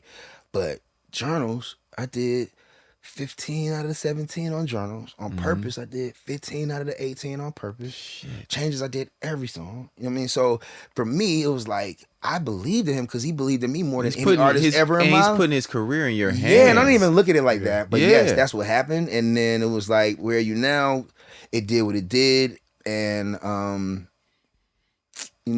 kind of snuck that record in there a little bit. I wasn't met with the most inviting feelings from the powers that be. So, I was like, look, man, with this record, just say you wrote this record by yourself. Yeah. So I told Justin to tell the powers that be that he wrote that record because I didn't want anybody to hate on me. And I'm like, this is a special song. So I was like, let's experiment. You want nothing to get in the way of that record. So I was like, let's experiment. I know I'm hated because of my relationship with Justin. So how can I still get this song? I was like, just tell everybody you wrote it. And he was like, but I was like, it's okay, let's experiment. So it worked to where the song became a single for Jack U. and for Justin. Went to radio. It caught on at radio, and that's when I hit the powers that be. I was like, hey, man, how's that song Where You Now doing? They were like, it's his biggest radio song to date of his career. Yeah. And they were like, you didn't do that, though. He did that one. I was like, no, we did it together. And it was too late. You know what I mean? So I Trojan horsed that record in. So for me, that was like my most pivotal record, because right after that, it was like, congratulations, you just wrote Justin Bieber's comeback song. Yeah. And put your ego to the side. Oh, again. To get it done. Yeah. I'm like, no, To just get say, it I don't need to done. have that. Yeah, to get it done. And then from there, it was too late. And I ended up, after that, Where You Now did what it did, but then I did What Do You Mean? That was his first number one on the Hot 100. Where You Now was his first Grammy. You know what I'm saying? Oh, we cooking. We cooking. Mind you, the Grammys don't really acknowledge songwriters. Peaches is my shit. Peaches, wow. I published that, and those are That's my shit. Poo melodies. It's all good. I was blessed enough. God always has my back. When people try to like leave me out, God he has the last laugh every time. You know what I'm saying? Shout out to Shindo, Peaches, hard. You know what I'm saying? It was number one on the Hot 100. It was the only number one on Justice. Yeah. So you guys go through that album. How You many can see hot I'm not really on that album that much. How many Hot 100 number ones do you have? I don't. Not as many. Not that many. Maybe 4, maybe, but more like R&B, country, other number ones and other charts. But the Hot 100, I never didn't have a lot of Hot 100 number ones. Not as I'll take your 4 if you would like to. Oh let me borrow them. man. Yeah, but I know it's all good. For a but- cycle. Not Let me that borrow many. for one cycle. Let the check come to me. No, what do you mean? God, and I did like Company. I did a lot. I did like 15 records on that album. Yeah, and Fire. Love and then for me it was like Changes was like my baby, because it was like I got a chance to just do everything that I always wanted to do. That was the first project that I was able to do with the whole album. You know what I'm saying? And Justin, once again, I've never had an artist like believe in me more than Justin, man. And it just always inspired me, because I'm like, well, when are you gonna get tired of me? You know what I'm saying? Like, and in my mind, I'm not using my old melodies. I don't like using my own melodies twice, but I'm just thinking like, he has to just get tired of me, and he always like, you're gonna write my songs for forever, and so Changes, Intentions, Yummy, you know what I'm saying, Forever with Post Malone, like those are records that, I could listen to Changes, and I say this from the most humble place, but I used to put on Changes and listen to it from top to bottom and work out and jump rope and listen to every song, and I'd be like, man, I never wanted to skip anything. It was amazing just to be a part of a project that because I'm brutally honest with myself. I'm my worst critic. It's really I'll skip tough my for own records what? fast. I'm like, you know what I mean? So to be brutally honest, I'm like, wow, this is really no skips, being brutally honest. And then in between that was I'm the One. With Khaled sent a record over to Justin, and it was a hook was done already. And he was like, nah, send that to Poo Bear. You know what I'm saying? So Khaled's like, bless up, but I need you. Send me that. And then in my mind, I'm like, you know what I'm saying? He was like, man, I had a record, a hook done, but he was like, nah, send it to Poo Bear. Nah, you know what I'm saying? Take it off. So I went in the studio, I went in Westlake, and then I'm the One in like 15 minutes. Because I was just trying to get it done. Another one that I did fast is a good one. That was on the blue carpet treatment for Snoop Dogg, called Imagine with Dr. Dre. I was just there visiting Dre at his studio, and he was like, man, I got this throwaway record. Started off all wrong. Yeah. I got this throwaway record. You think you could hear? So listen to it, see if you hear anything to it. I was like, how many other people work on it? He was like, 13 other songwriters tried to do this hook. And I was like, sure. And in my mind, I'm like, I'm gonna give this all of 5 minutes, because it's a throwaway. He presented it as a throwaway, done by 13 other songwriters before me. The biggest songwriters in the world. This is Dr. Dre. Put the music on. I'm like, this shit sounds like a Dr. Dre classic. I'm like, how could this be a throwaway? I'm trying to get throwaway energy so I could just write some whack throwaway shit. I'm not, but this shit is actually dope. Energy. Yeah. And then I did Imagine. I did the hook, knocked it out in like 15 minutes. I cut it fast because I'm like, he's gonna not like it. So let me just hurry up and get to that part where he dismisses it. Right. Stat Quo comes in the room. He like, play that again. Play it again. He like, I'm gonna get Dre. He went and got Dre. Dre played it 15 times. Wow. He was like, I might keep this for Detox. And I'm so glad he didn't, because that never happened. You know what I'm saying? Yeah. So that would have been a no-dud, a no-show. But then I was like, nah, man, he said this was a throwaway for Snoop. So it ended up being on Snoop's album. And once again, I actually tried to do something bad. Yeah. Just like She Ain't You. And it ended up being a record. And then it was Jimmy Iovine's favorite song on that album. I mean, he was like, we're gonna make this a single. And Dr. Dre was like, no, I'm not ready to come out like that yet. Because Dre was rapping on the song. Okay. So he was like, I don't want this to be my first look reintroduced back into society. So, but that was one of those, you know what I'm saying, 15-minute or throwaways that ended up, and we did $2 million on that, on the blue carpet treatment. You get Dre to not have any comments, not have any, like just one weird eye to have you sing it again at least 45,000 times. Bruh. Like, you get that. That's a real accomplishment. It's a rarity. He's the absolute hardest person to win over. So he's heard everything. Yeah, man. So then after that, it was like, I'm the one. Then it was like Despacito. You know what I'm saying? That was one. Despacito, the remix. You know what I'm saying? That was the anomaly of my career, because it was Despacito. Yeah, it was Despacito. It's Despacito, the remix, because it was like, I remember getting the call, and Scooter was like, can you do a English remix to this song? And I was like, sure, what is it? And he sent it. And I remember April 10th. I never forget that. It was April 10th, Record Plant, 1203. It was my anniversary. It was like my 1-year anniversary. I took my wife, surprised her on a helicopter to dinner in San Diego. You know what I'm saying? I've taken one helicopter ride. I'm never doing it again. Oh, no, I'm good on it now. After Kobe, rest in peace, Kobe, I'm good. Yeah, but at that time, it was like, blindfold, you don't know where we going. You know, when you land, we in San Diego, we went to dinner. That night, we flew back, went in the studio, and I did the Despacito remix. I had her Googling, like, what does Despacito mean? And she was like, it means slowly, slower, slowly. And I'm like, then we started Googling the words, like, what does this mean? And it wasn't making sense. So I was like, what does slowly mean to me? So then that's what it was like, come and move that in my direction. And then I did that. And in my mind, I was like, this is okay. I mean, the verse was good. Sent it to Justin. He FaceTimed me crying. Cut it. It's the first song I did that came out 3 days later. So I did it on 3 days later. I did it on April 10th, and it came out on that Friday, right? And I'll never forget Scooter telling me, so I'll never forget. He's like, hey man, just want to let you know this is gonna probably be you and Justin's biggest song of your career. And I'm like, it's Spanish. He's like, I'm just letting you know. Yeah. And I'm like, whatever. I didn't even think twice, because I'm just like, he's tripping. You know what I'm saying? Like, it's Spanish. And then it came out on that Friday. It was number 49 on the Hot 100.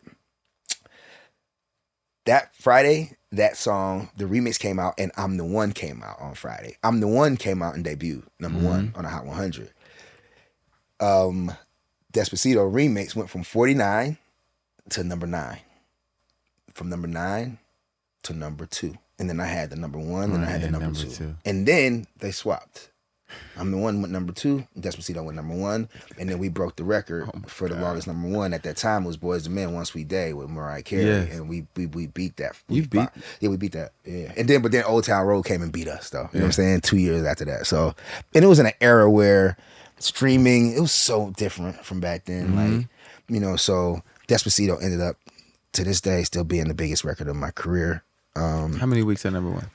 It was at 18 weeks. 18. Yeah. And then and then ultimately, with that, 4.5 months. Yeah, it was different. Number 1. Number 1, yeah. 4.5 months. It's longer than the summer. That's longer than a summertime, bro. Yeah, it was a season. It was a little over a season. Yeah, it was like a fall or something. It was like a fall. Spring. But that record right there opened me up to now, like, I mean, to all, like, the world. Yeah, but mind you, before I did Despacito, I was like, yo, I want to work on reggaeton. So I went to Colombia in 2016 before Despacito and worked with J Balvin on Energia, and that album won a Grammy for Best Latin Urban Album. That won a Latin Grammy, right? That was 2016. So I had a vision of, I saw something happening, but then I thought I was gonna have my real Latin reggaeton success with J Balvin, with Jose, and then ended up with Daddy Yankee. That's what you call it, Jose. Jose. Yeah, I never knew what the J stood for, brother. Jose. Yeah, Jose. Yeah. I'm gonna run into him somewhere. Yo, Jose, he gonna think I know him. Yeah, he like, here's my name. Yeah. And then I'm going after that. I know Poo Bear. I know Poo Bear. Poo Bear told me. Yeah, Despacito, man. And then that record opened me up to that whole reggaeton move, because after that, reggaeton started being played on mainstream radio. Before Despacito, you would never hear a Latin song on, you know what I'm saying, whatever these like mainstream on iHeartRadio or anything like that, or even in like Australia or India, like there's no Latinos over there. So it broke down a lot of doors and barriers and opened up the world to reggaeton. And then it was 10,000 Hours, which was like my first country #1 with Dan and Shay and Justin. And I always wanted to have country success, so it was like a country #1. Yeah, so that was, and then I was working with Zach Brown band. So you have as well. R&B #1. Yeah, hip hop #1. Yep, Japanese Japanese Utada. Yep, country #1. yes. Hot 100. Russian. 4 of those. Yeah. Oh, Russian. Yep, Timothy. Yep, he's like the Drake of Russia.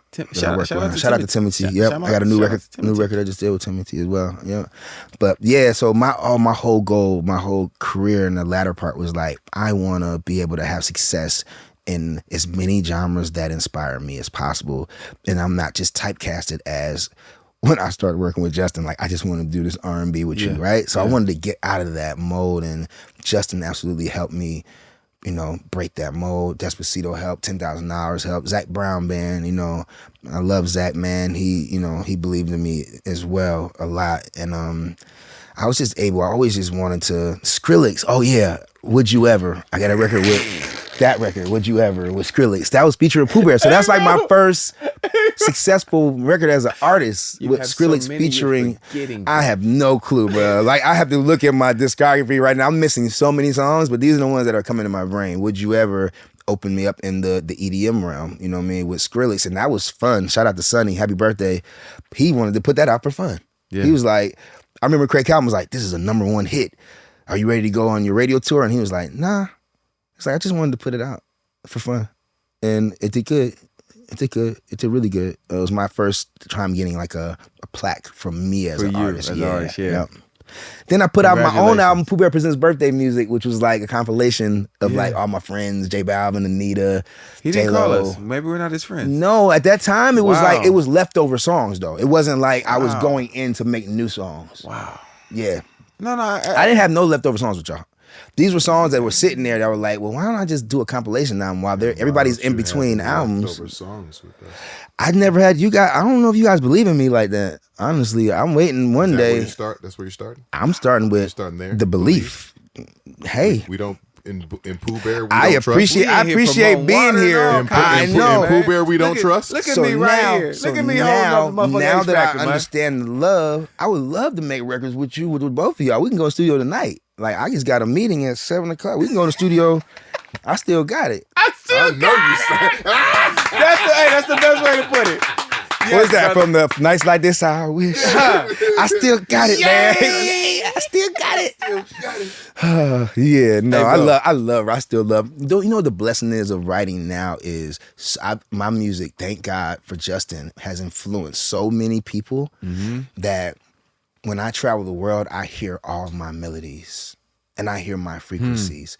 So what it helps is I can just go in the studio and I could just be myself. Like, being a young kid, not growing up listening to any music, nothing influenced me. So you couldn't listen to my music and be like, oh, that sounds like, which saved me a lot of lawsuits. You know what I'm saying? Right. But now I'm at a point now, thank God, Justin has like programmed the universe with my frequency. Yeah. So now when I make a song, it just sounds familiar when you hear it. It's like, oh, that sounds, I know that. Like, no, you know the frequency. So that allows me to now say, the reason why I say I still got it is because I really don't have to have nothing. I could just create now and it just sounds like something. And it makes it harder on me because I'm like, well, this might not be a hit. It just sounds like a hit. Is it really a hit or is it just a hit frequency? So it makes it tough on me because now I need to know and be able to pick and choose, like, man, that's the record, when I can't. I don't really know because I'm like, maybe it just feels like a hit and it's not really going to connect with the people. So it's always the yin and yang and the, you know, the blessing and the curse to everything. But now I'm blessed enough really to just make songs, and when I make them with anybody, it just sounds like the radio, man. Just because of Justin, my success with Justin was 9-10 years of like back to back to back to back, to even when he went and did other records and came out with them, they didn't really resonate the same as our records did, because the world was kind of used to hearing. Y'all just had a thing. Yeah, y'all. Y'all are Dionne Warwick with Burt Bacharach and Hal David. Oh wow, they did a lot of projects together. What? Oh, that's right. You're telling me. Yeah, it was like 50 years. Like 15. That's a run. 15 years of hit records, bro. Yeah. That's I hope and pray that more artists have an understanding of like, listen, if it ain't broke, don't fix it. Now, if it doesn't work again on the second time, with all means, all due respect, go on to whatever else you feel. But if it's not broken, but that's the part, like, as a writer, to me now, as an artist, I'm trying to put out music to help maintain and raise the bar with complete thoughts. So when people, because everybody can stream, so now these songs are they just suck, man. And like your verse is talking about this, your hook talking about that. What are we talking about?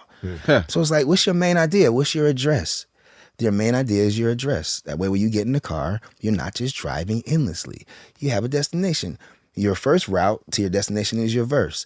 Your second route might get you there 10 minutes later. That's your second verse. They all get you to the same address. The address is the concept. That's a secret. That's a little bit of a baby jewel. So when you're creating writers, rappers, singers, have a main idea, have your concept, and make sure, that each one of those ways, each one of those directions is your verse. It's got to support the main idea. You got to have a complete thought so that people can really understand and not just like a part of the song, or I can get along with that part of the song. It has to be a complete thought. So I want to put that out there, man, that this is like trial and error for me of just getting to the place where I want to help make sure that we maintain the integrity in R&B. Yeah. I want to make sure that just because you got a little tune, you get in there, you think it sound halfway decent, it doesn't mean it's great. Just because it sounds like all the other half-ass shit that's out there. Like, so as an artist now, I'm not just putting music out there so I could become a star, be famous. Like, I hope to put my music out so when people hear it, they can be like, oh, I want to make music on that level. On that level. Yeah. And then it just raises the bar, because there's no bar right now. You know what I mean? So that's why I'm like investing in myself as an artist. It's like not to become like the next superstar. I really want to just help to maintain the integrity of R&B and make sure that we're evolving in a positive like progression. Like, we're not going backwards. Like, songs should be getting better right now, not like worse. So I'm trying, man, like put out music that I feel like I'm brutally honest with about myself, and I care about people's opinions, because that's who matters to me. And so I feel like hopefully it could connect. I got a record on the radio right now called Charge Me. Thank you, Stevie Wonder, for playing it on your radio station. And you know, is that KG? Was that 92? KGLH. Shout out, happy birthday, KGLH. And I'm just growing, man. And I just, got a lot of new projects coming out. Bizza Rap. I don't know if anybody knows who Bizza Rap is. He's like the biggest Latin DJ in the world. Look him up. He just did the records with Shakira that just won Shakira, kind of resurrected Shakira. Nice. So I've been in Argentina working with him a lot. We just did a whole album, his first album. So a lot of music coming out, man. A lot of different genres. Rock album comes out. I have a record coming out with Carlos Santana and Killer Mike called Tequila. You know what I'm saying? So I'm just trying to do genres, man, and just like, but at a high level. Yeah. It's like, I love Carlos. I never imagined having a song with Carlos Santana. So the fact that he loved the record and actually, everybody doesn't take money just because you offer it. They really got to be inspired. So it was a blessing for him. He don't need it either. Nah, bro, it's Carlos. Yeah. Shout out the Bay Area. Carlos Santana's from the Bay. Yeah, man. Yeah. Shout out to Guns and Toilet Paper, man. My rock band, GXTP. Yeah. It started off as a poem from my partner in the Bill. He wrote a poem during the COVID because everybody was hoarding guns and toilet paper. Like, this is silly. And then I was like, that'd be a dope song. But I was like, that's a doper band name, Guns and Toilet Paper. Then I'm like, wait, we could be a part of the Mandela Effect. The kids are going to grow up knowing Guns and Toilet Paper, and then they're going to tell their parents, and their parents are going to be like, no, it's Guns N' Roses. But I'm like, I'm a part of the Mandela Effect. So it's a lot of it, you know what I'm saying? Yeah. Like, so Guns N' Roses, I'm like, nah, it's Guns and Toilet Paper. And the parents going to be like, it's Guns N' Roses. And the kids going to be like, nah, mom, it's Guns and Toilet Paper. For sure. Like, did Curious George have did he have a tail or didn't he have a tail? When I was a kid, Curious George had a tail. Now he doesn't. Yeah, okay, I want to. That's the Mandela effect. So I'm just happy to be a part of that. You know what I'm saying? Part of that dimensional shift. Yeah, man. Yeah, now Tankton loaded up the piano. I know, man. That's what I'm saying. We might have to have so many, man. I might have to be a part 2. Hey man, listen, you are always invited to come hang out with us, brother. Man. Thank you for having me, man. Because we believe in you. Thank You know, it starts with the belief. That's one of my tats. I believe in you. Hey man, I got all my quotes, all my sayings tatted on me, man. Happy birthday right there. I'm real dark. What's the next one you said you getting? Nobody cares. Nobody cares. Yeah. That's how you get through life without getting your feelings hurt. Nobody cares. Goes so perfect with those chords. Brother Pooh Bear.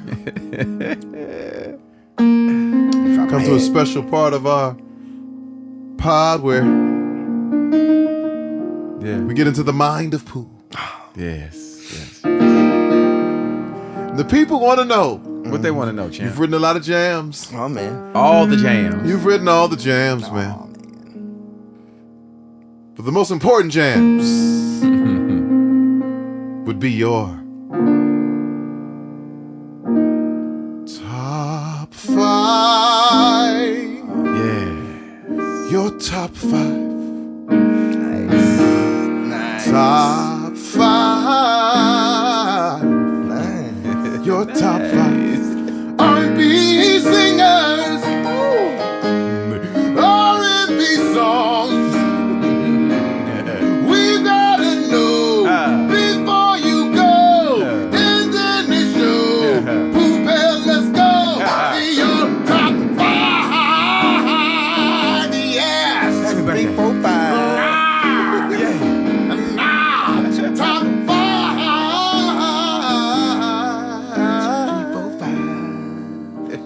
Your top 5.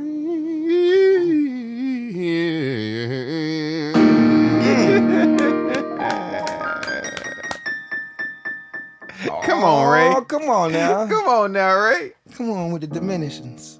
So, do Pooh these Bear, top 5 need to be? They don't need to be my top. They don't need to be listen. my songs, or No. You can be Pooh whatever Bear, you want. your top 5. Just my top 5.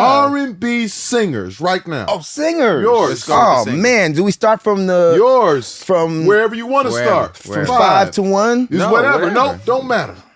No order. No Oh, order. no order? No order. No order. It's how you feel.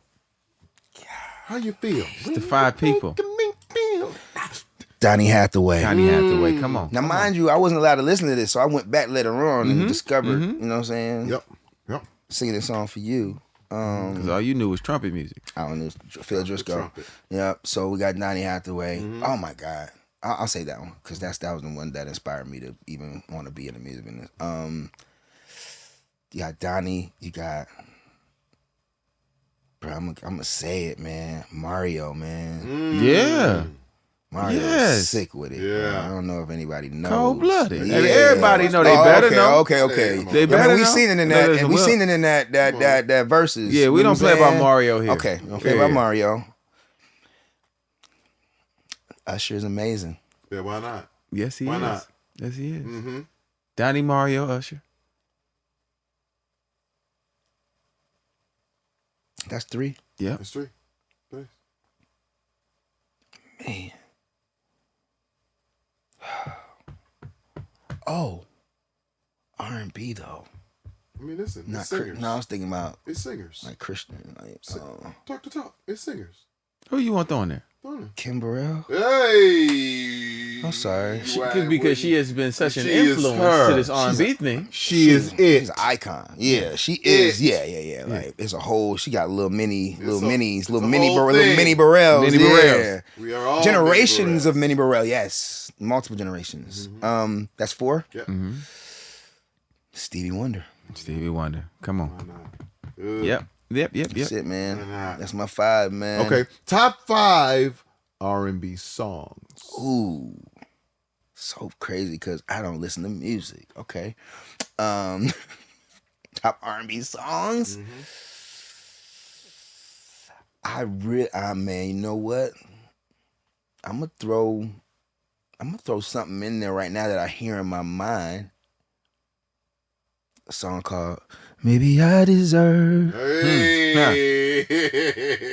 That's just so fresh on my mind. I'm like, I just remember having that. You talk about a destination. I'm talking about destination. Yeah, I just remember that song sticking out so long, and like it's such a staple. Like it's a part where it's like that was, to me, it was new. It was a new style of writing too. You know what I mean? So that's my first one. I call that the "I Lost My Bitch" anthem. Oh man. Ooh. Lost my bitch anthem. It's I never crazy looked that at the it nigga like who that. wrote it is sitting right Maybe here. I deserve. Yeah, man. I didn't know him at that time. I was like, that nigga lost his bitch. He lost. Yeah. Yep. She not He want coming to sing back. about it. She Yeah. not coming back. All right. So maybe I deserve. We got. Ooh. Oh. Send her my love. Stevie Wonder. Yes. Send her my love with 1,000 roses. Yeah. Yeah. Unbelievable. And very player. He's an alien. He said, very player. Yeah, super player. Ooh, I'm gonna have to. Man, I hate to say this, but all that matters, man.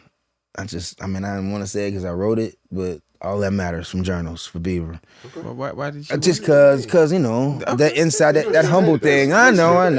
Yeah, sure day. I'm fighting it. Don't fight it. It's a battle. Don't You know fight what I'm it, saying? bro. Don't fight it, bro. It's a humble fight. It's a humble battle. So Maybe I I deserve. Cinder. Cinder.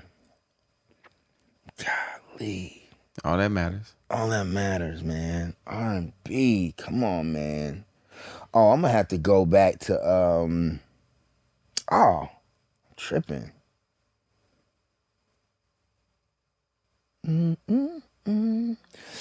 Ooh, Faith Evans. As soon as I get home. Yeah. Come on. I'm going like I'm diving in because yeah, like, you know what I mean. yeah. You know I don't really listen to music, so I'm had the even diving in. cassette. What? I had that. Oh man, no, that just made me think of Carl Thomas. I wish I never met her. Man. Yeah, like those are the ones where it's like, you know what it was? It's so hard for R&B to live in the club. So when you have an R&B song Yes. that can live in Yes. the club, it's a That big song, deal. absolutely. To be soft and hard is a Yeah. big deal. That's an Yeah. oxymoron. Yeah. All right. I wish I never met her. How many? That's 4? That's 5. No. One more. You got one more for us? Wait a minute. That was 5? You Yeah. know, I'm not great at counting. You Go ahead, do sure? one more. I'm Send her really, my love. I'm really good at counting. Count really good. Maybe I deserve. Maybe I all deserve. that matters. All that matters. As soon as I get home, Yeah. I wish. That's it. I'll settle it 5. Yeah.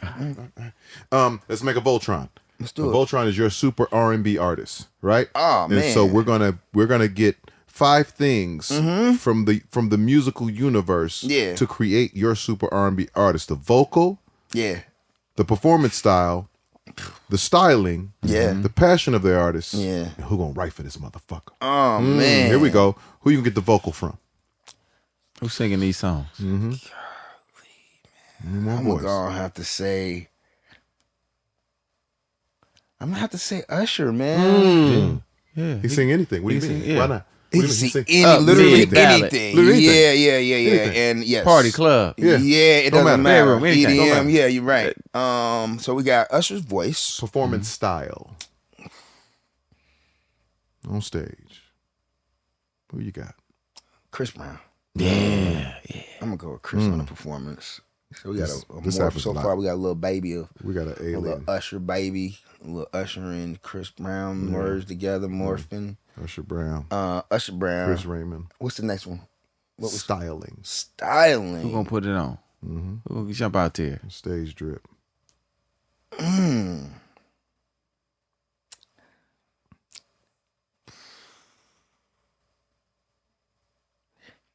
Man, I'm gonna want to say like, yeah, man, it's an era of this artist because they changed their imagery. I'm gonna have to say Kanye, man. On like, Yeah. Yeah, what Kanye's was a the superstar. album on like the 808 Heart. 808's Heartbreak? Yeah, it was the album right before that though, so it wasn't College Dropout. It was No. what was after College Dropout. Graduation?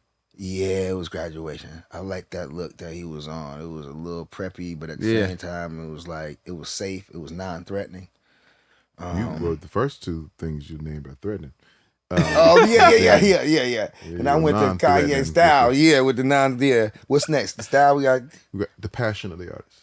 Wow. Passion of the Put the heart in artist. it. Who mean it? The meaning? Who means it? God, well, we want who means it the most? God, they're alive though. They got to be alive. No. Dead or alive? Who This meant it the the most? universe. Luther. Luther. I Doom, believe doom, doom. when he make you feel a doom. That's because I'm like, wait, like he make you feel a doom. That's passion. If you can passionately sing doom, that's passion. It's a Who out-passions classic that- ad lib. classic Everyone ad-lib. sings And it. I've never heard anyone ever recreate can't. it like Never that. heard anyone can't. doom again. They can't. It's one of those things. It's like Leave it alone. certain people. Leave it Yeah, alone. man. Leave that alone. Yeah. Man. We Who's writing for this artist? Man, I gotta. Man, me. Man, if you would have let somebody else write the damn song, I was kick gonna you say, out of here, man. I know. I was thinking of people. I was like, Diane Warren. Diane Warren crossed my mind. I was like, wait, Rico Love. You better write that goddamn song. Oh, I'll write it. All right. Yeah. I'll write that. You better write I'll be that. your Huckleberry. Write that goddamn song. That was on the spot, man. I knew I was gonna get asked those questions. I couldn't even. And when I was reading, I was like, I can't do that right now. It's harder when you get you're it. in it. Absolutely. Yeah. If you I don't couldn't write it think of down. nothing when I was reading. I was like, oh man, this is gonna be the part of the show that gets quiet. But we made it through that. Yeah. What you gonna say now?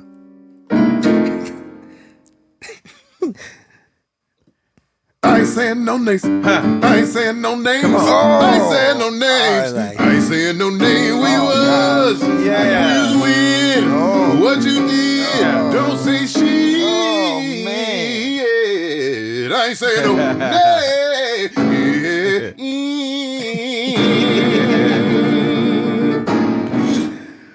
Yeah, we at that part of the show. Yeah. We at that part of the show so now too. is this a story? Will you tell us a story? Mm-hmm. Oh, I got so many. Funny or fucked up? Or funny and fucked up? Yeah. Yeah. Ooh.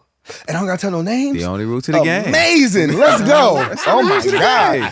So a story, no names. Man, at my fattest, I was in Philadelphia working with an artist. And this artist was like, I love you, Poo Bear. And I was like, I love you too. But it was more like I love you too as like your music and what you've done and contributed to our society. Yeah. But I responded, I was like, yeah, I love you too. Such and such. Such and such and such and such. And then I was like, and then there was like, I'm gonna cook for you. I was like, all right. And then so we did a record. 2 days later, come back, and she brought food. Okay. She brought food, and she brought hot sauce. It was her own hot sauce. Okay. She had made the hot sauce. It had her picture on it, yeah. And then she made apple pie. I'm not even into apple pie, but she was like, I peeled these apples for you. And then she was like, I suppose in these leather pants for you. And I was starting to feel like, wait, man, like I thought, you know what I'm saying, this was a musical, you know what I'm saying? Yeah. And then I walked by, she's drinking red wine. She was like, you want some wine? I was like, nah, that makes me sleepy. You know what I'm saying? We here to work. Like, we hadn't even started the session. She's feeding me and macaroni and cheese with 7 cheese. I didn't even know there was a macaroni and cheese with 7 cheeses at that time. I couldn't name 7 cheeses. And I'm walking by, I feel something. Mind you, I never had an ass. So I walked by and she grabbed whatever I thought was my ass. And I'm like, I had never had anybody actually grab my ass. Because in my mind, I didn't even have an ass to grab. I'm like, I wonder what she's grabbing right now. Grab my ass. And I was like, that was uncomfortable. That was awkward. I'm like, all right, try to play that off. Like, that didn't happen. Get upstairs in the room, in the studio, and it is hot, okay? Because the heat rises to the top. So it's hot. It's shit. So I'm working, me, the artist, the engineer, and the engineer was like, hey man, can I take a quick break to go to the bathroom? I'm like, cool. Soon as before he could leave the room, she was like, woo, it sure is hot in here. Don't you want to come out that shirt? And mind you, I'm 4'30", bro. I got titties. You know what I'm saying? Yeah. This wasn't. I was not proud of my titties. Yeah. I used to wear 2 shirts to try to hide my titties. Yeah. So I was like, it is hot. So I pulled off a shirt, but I had on another shirt. Voila. How about that? You know what I'm saying? How about them titties for cause? You know what I'm saying? So then she gets up, she comes and stands over me, and she unzips her pants that she scrolls into for me, and I just see like these see-through panties. Yeah. And I'm like, my heart's beating, bro. Like, I'm like, I don't know what's going on. I kind of have an idea what's happening, but it felt like I was dreaming. It felt like it was surreal. I know what's happening. You know what's happening. This is not even a good part of the story. So then, as she's standing in front of me with her pants unzippered, the engineer walks in, and then he walked right back out. He did one. He did one. He was like, "Oh, my bad." Yeah. He did the one step and pivot back out. Yes, and I was like, "No." I was like, "Hey, no, we ready." Yo. I was like, "No, we ready." You thought he was saving you. He wasn't. No, I was like, "No, we're ready to record." Come back in, cut the record. Then I get another 2 days go by. I get a call from an assistant, like, "Yeah, such and such want to invite you to her birthday party. It's private." She was like, but don't tell anybody. She don't want no paparazzi there. She's gonna invite the people that she wants. So I'm like, amazing. Yeah. So I hit Dre down. I was like, hey man, y'all gonna be at the party, right? They're like, what party? No names. She just told you. Not Dre. I can't even say. Oh yeah. No, definitely not Dre down. She just told you not to tell nobody. Oh yeah. No, but you already messing up. You know that. But I met this person through them. So I told you. Don't tell but nobody. It was the assistant that told me. And in my mind, why wouldn't they know? Because they're the whole reaon why I even knew this person. Right. So I'm like, I'm gonna tell them. I won't tell nobody else, but I'm gonna tell the people that introduced me. And they're like, nah, we don't know nothing about no party. I was like, don't worry, they're gonna call you, but you can't tell nobody. Like, you're gonna get the call, but you can't tell nobody, all right? They're gonna call you. They're gonna call y'all. So, you know, and then so the days go by, and then finally, you know, she flew me in. Oh, you got flowed out? She flew me. Yeah, I'm like a girl, bro. I was like, wait, I'm getting flowed out. Flowed out. It's a whole new way to say that shit. So I got flowed out, and they had the car I landed, it had me go straight to the party. So I thought it was a party. Get to the party, open the door, it's 100 candles burning. Oh shit. And music. Literally. Like slow music playing. And I'm just like, where's the party? And I'm like, it's real private. You know what I'm saying? I'm like, real private. Yeah, it was super private. So I'm like, in my mind, I'm like, all right, maybe it's a surprise party. So people are gonna jump out. So I'm like, where are the people? Like, where are we jumping out from? Where are the others? Where are the others? Where are the others? And then she comes out, bruh. She came out in a. She came out, bruh. You gonna make me cry out my left eye. Wait a minute, bro. Yeah, so now I'm at the surpriseless party with just me. I'm sweating because I'm like, I was fat. It's 100 candles. I'm getting hot. Sit there. Here she comes in a fucking see-through robe, a sheer nightgown. Naked, sheer with like fur, fur, all the fixings, and naked, fur at the ankles. So everything covered up was shit that we don't care to. Like her ankles was covered, her neck was covered, her ankle like naked. Come sits on my lap, rubbing my ponytail across to the back. You know what I'm saying? And she's like, "Hey, thank you for coming." I'm like, "Happy birthday." This is where happy birthday came from. No, I've been saying happy birthday way before that. I started happy birthday, I was like 16. But man, so I'm like, she's like, thank you for coming. I'm like, yeah, happy birthday. Where's everybody? She's like, no, it's just us. And I'm like, I'm so scared, bro. She's sitting on my lap. Yeah, yeah. Mind you, she had already asked me to call my mom before. She told my mom she loved me. I was like, it's weird. Why she tell my mom? I can't say that. That might give it away. But it was, it was a similarity in the age with my mom. So it was weird. So I tell, I'm thinking like, I gotta get out of this in my mind. So she's like, you want something in the drink? You want any Hennessy? And I'm like, I'm drinking Hennessy. She offered me Henny, bro. Yeah, on some hood shit. Some super hood. She wanted to get, she was like, wait, I need to get him discombobulated. Like, he needs to not be in his right mind to get to this. So I'm like, nah, I'm okay right now. And she was like, she's like, wait, I got you something. And I was like, what'd you get me? Bruh, she came out with a jacket, bruh. She got me a chinchilla. Chinchilla. Like, one from like a real store. The one would be like 60 bands. She got me a chinchilla. Yeah. And so I was like, oh no. I was like, I can't. You know what I'm saying? I'm like, what's this? She was like, this is something for you, a gift. I'm like, it's your birthday? You know what I'm saying? I'm like, no. And she put it on my shoulder. I'm like, ma'am, with all due respect. Ma'am. I went to the shit. I'm like, man, with all due respect, I can't take this. She was like, yeah, you can. She's like, I got it for you. And I'm not. She's like, I'm not keeping it here. She's like, it's yours. And I'm like, I was like, you know what? Do you mind? I hear it with how girls hit dudes. I was like, do you mind if I go back to the hotel so I can freshen up? You know how the girl hit the dude? Like, I need to go fresh. So I was like, do you mind if I go back to the Sofitel so I can freshen up? And she was like, yeah, as long as you come back. I was like, yeah, I'll be back. She was like, put the jacket on. It's cold outside. He hit it with the Chris Tucker. I'm gonna call you. Yeah, I'm gonna call you. And no, I was like, I'm coming back. She was like, I'm gonna have the driver stay. Like, he gonna bring you and he gonna stay and wait. I was like, she wasn't playing. Right. Yeah, bruh. I was sweating bullets, bro. I've never been. That was the first time I ever been in that scenario in my whole life, bro. I'm not used to women. Like, I wasn't coming on to me. I was really obese. I didn't get it. I was confused, and I was engaged. And there's that. Okay. So I'm like, I'm engaged. I'm engaged. What's happening? So now I go to the hotel, and I'm like, damn it. I felt embarrassed. I was like, should I call the people that introduced me? Like, cause they clearly didn't get invited. So it was like I was the only invitee.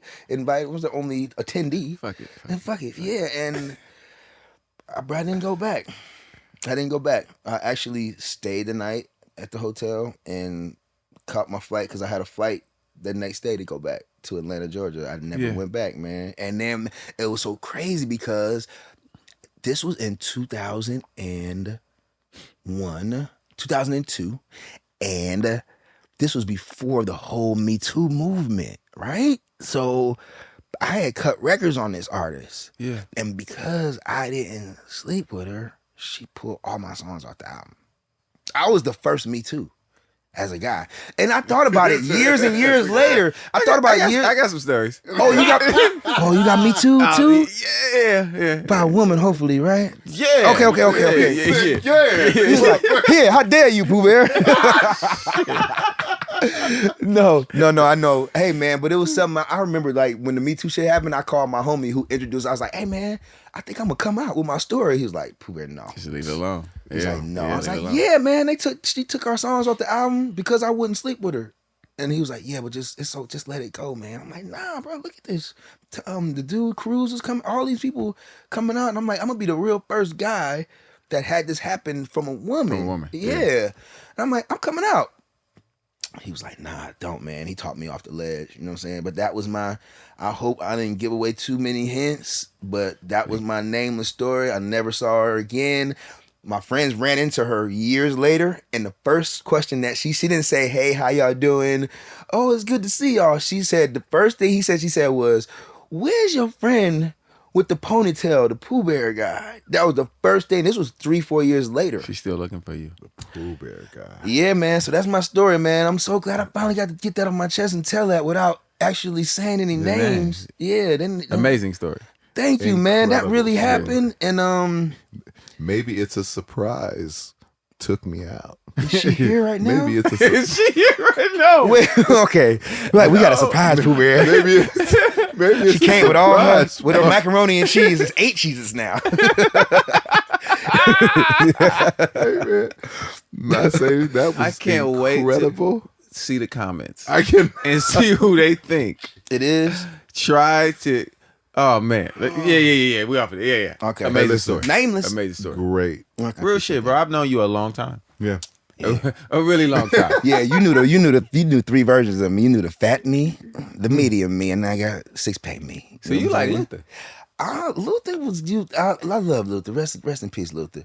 Luther was a yo-yo effect. He had his, you know what I mean? He would bounce would back, go up and down. up and down. I haven't. I'm not bouncing You've back. got to a place that you're never. I going back to. removed my skin, so I couldn't even stretch if I wanted to. I had to have 3 skin removal surgeries. No way. When you lose the weight, all the skin is just hanging. Yeah. So I had to have 3 surgeries. So it's impossible for me to stretch my skin again. I mean, I had to really try. Tell us about that journey though for you, because a lot of people don't talk about that, and it's about like yes, it's aesthetic, and yes, you want to look a certain way, but I'm talking about for health. Oh yeah. So honestly, man, like nobody knows this, and I feel great. I feel comfortable to share these secrets because I just feel like it's the perfect place. I always thought I was gonna die at a young age. So throughout, when I turned, 16, I was like, okay, I'm still here. I turned 18, boom, 25, I'm still here. 30, still here. And I was like, what's going on? Because in my mind and in my spirit, I never felt like I was gonna make it over age 21 and You then were 25. preparing yourself. Yeah, mentally I was not really understanding what that was I was feeling. I found out later on, but by the time I turned 35, 36, I started feeling this weird pain in my back, and I was like, that's it. It's time now. I'm about to go. And I was trying to like hurry up and arrange. Like I was getting married. I was like, man, let's just hurry up and get it over with. So, you know what I'm saying? When I leave, I could be married. And ultimately met a nutritionist. My mother-in-law introduced me to a nutritionist, and he was like, you're not dying. He was like, but you should get your blood work done. Now, let me tell everybody, all my black peers out there, all my black young men, like don't be like me. Don't wait until you're 36 to get your blood work done. Yeah. Go and get your blood work done. That way, if there's anything going on, you got time to correct it. You got a chance to make a difference in your own health. I waited till I was 36. That was the first time I got my blood work done in my whole life. Wow. Yeah. And I was just always afraid of getting bad news. You know what I'm saying? That's why nobody wants to go. So I was like, man, whatever, I'm going to go. And got my blood work done. 24 hours later, the doctor calls. He's like, you ready? I'm like, man, you said 48 hours. How you come? I need one more day of preparation, of mental. Too fast. Yeah, I need preparation. But he was like, all right, now mind you, before I did this, I had already stopped eating meat. I had stopped doing sugar, got on my stevia. I was already like, on a healthy journey, but I still thought I was gonna die at a young age. So when he did my blood work, he was like, your cholesterol is perfect, your blood pressure is perfect, he was like, whatever you're doing, keep doing it. It's working. Yeah, he was like, just keep it up, I'll see you next year. And I was like, wait, I don't have stage 4 lung cancer? He was like, is that what you thought? I was like, yeah. He's like, do you smoke cigarettes? I was like, no. He was like, so why'd you think that? I was like, I don't know. I just you always just made that up for yourself. Yeah. I went to the worst scenario yeah. ever, and I was like, yeah, I got that. And then not knowing that, not knowing that Virgos are hypochondriacs. I learned all this afterwards. Okay, like that's one of the characteristics. Right what? I would have just seen the phone call. I'm dying of stage 4. yeah. Stage. I'm in my last stage. Hey, listen. As 3 black men in here, I'm sure we all have a relative that does that. Because I know I do. The hypochondriac. I have a wife that does it. So I got like 6 months. 6 months. What? So whatever, I want to live my last wishes out. Yeah. So, okay. I always wanted to go to the $30 Bahamas. like Yes. That's how they started up there. Yeah. Nephew. Yeah. This could be my last $30. I might not be able to pay it back. I'm sorry, I didn't mean to stop you there. No. But you saying I have stage 4 lung cancer? That's what I was like. I don't got stage 4 lung cancer. Doctor was like, what are you doing? What are you doing to get that? I was like, I don't know. Nothing. Secondhand and some shit. Secondhand. A bunch of second hands. But I learned that I was in it from there. It was so crazy because once I learned that I was healthy, I was like, man, I want to become a multi-billionaire, and I want to get a 6-pack. And I never, mind you, I always had a 1-pack, just one big belly pack. Okay. Yeah, belly pack. Yeah.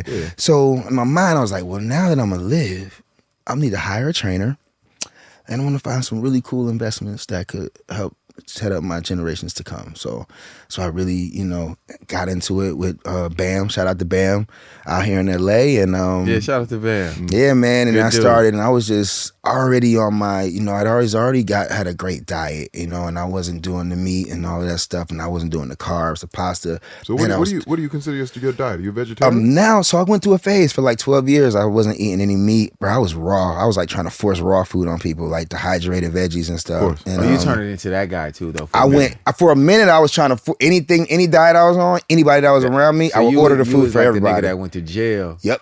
And then when you got home, On some Muslim. Yep. On my, you need to get your, yeah. Oh, the pork, brother, the parasites. Yes. yeah. The hookworms. So once I figured that out, man, I just went hard, man. I couldn't jump rope. I remember the first time I was jumping rope, I could only do like 2 jumps. You know what I'm saying? And I get frustrated. Like, damn, man, this shit is difficult. Then I couldn't do push-ups, any of that, man. And I just slowly worked my way up to like 5,000 ropes a day. You know, doing, you know, Yeah. 100 push-ups, man, like stuff that I never imagined. I used to skip PE, bro. I had to make up PE in summer school. I was that fat kid. I was the kid that was like, you know what, I'm gonna make that up in the summer. did you say you made? Bro, I made up PE in summer school. Has anybody ever made I've up a never failed even heard class? of that. Yeah, because you gotta, never because heard PE of that. is a requirement to graduate Yeah. college prep. So I'm like, I failed 2 years of Spanish, and I just wouldn't participate in PE. I wouldn't even get dressed for PE because I'm like, I'm not doing that, bro. It's Atlanta, it's 100 degrees. I'm not gonna go out there and run. You know what I'm saying? And in my mind, I was like, I don't need to do this. I'm gonna be a songwriter. In my mind back then, I was like, I don't even need to do PE. Man, I had to end up doing it in summer school, making it up, and it was hotter in the summer. So I did that to myself.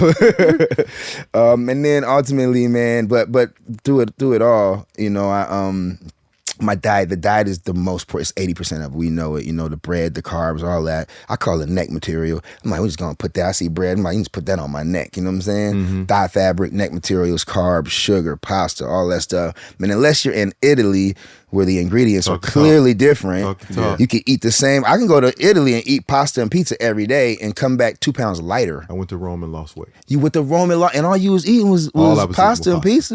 Yeah, every day. All I was eating. So that says something to our food, our ingredients. We all know we got a problem. We're under attack. You know what I'm saying? Yeah. But at the same time, you know, the diet was so important, the portion control. You know what I'm saying? If I ordered food, I would cut it into 3s and eat the first part, you know, 2 hours, wait 2 hours and do another part. The fasting is so critical. Like right now, I'm up to like 22 to 25 hours a day. I eat 1 meal a day, and I've been doing that a year. For 5 years before that, I was 18 hours a day for 5 years. So the fasting, all of that, you have no other choice Dedication. but to. Yeah, it's a commitment. Yeah. It's a lifestyle. Yeah. I could have cheated.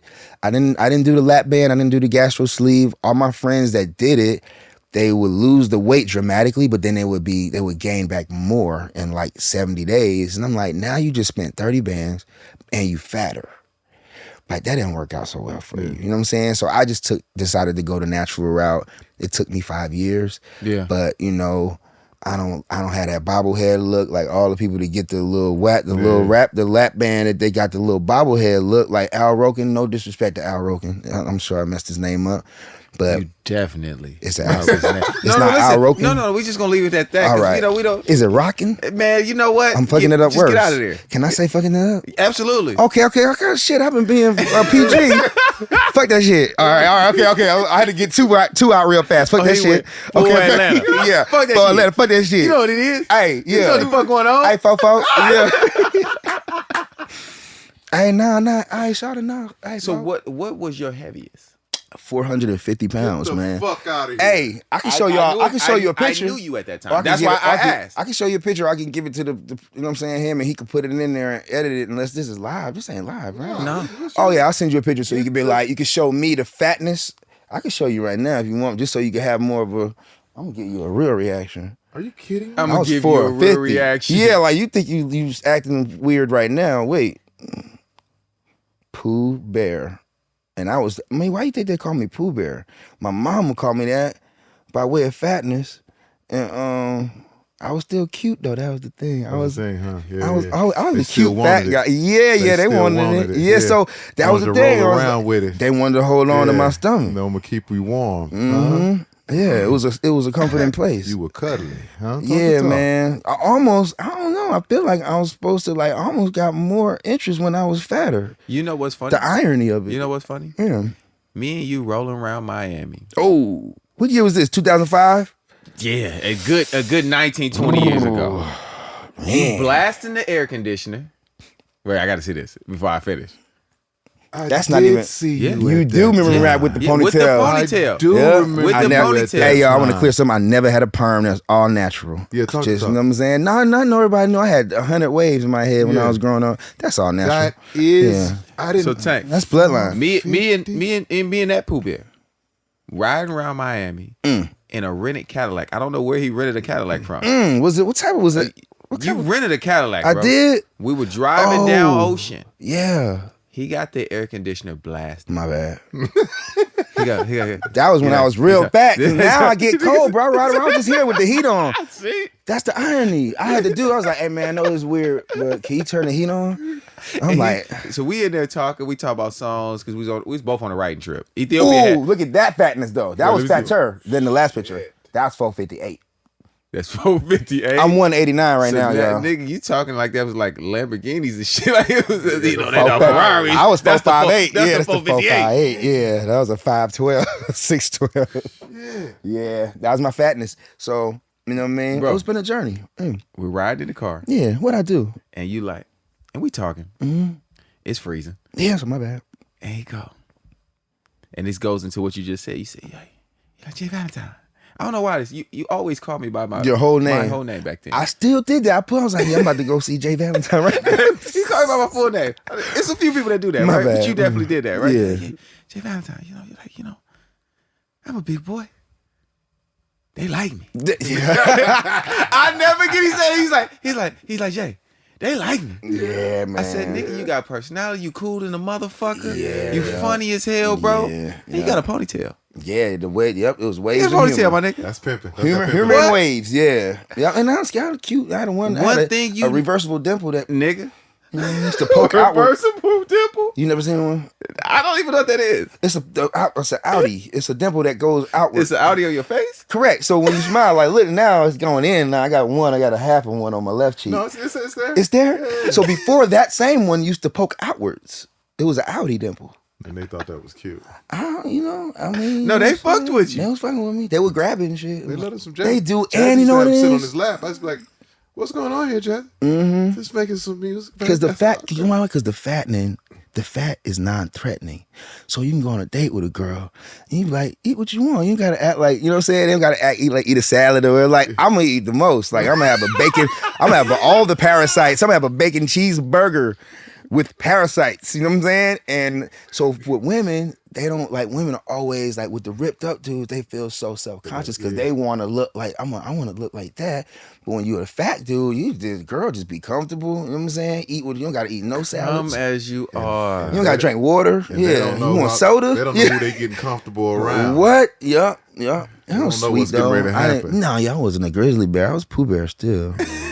Yeah. I was, you know what I'm saying? Well, I wasn't aggressive. Let's get into bro. let's get into that. I'm proud of you, bro. Thank you, Like, man. Thanks for yeah, saying that yeah. out loud. Thank I'm you. proud of you, Yes, brother. bro. Thank you. And it's, I think that because you then alluded to your water company, Yeah. Which it's is- coming. It's on the way. I Yeah. hope you make it in time. which we're gonna drink some of that water. Thank you, man. And support you. But Thank you, man. What's the name of the company? H Factor.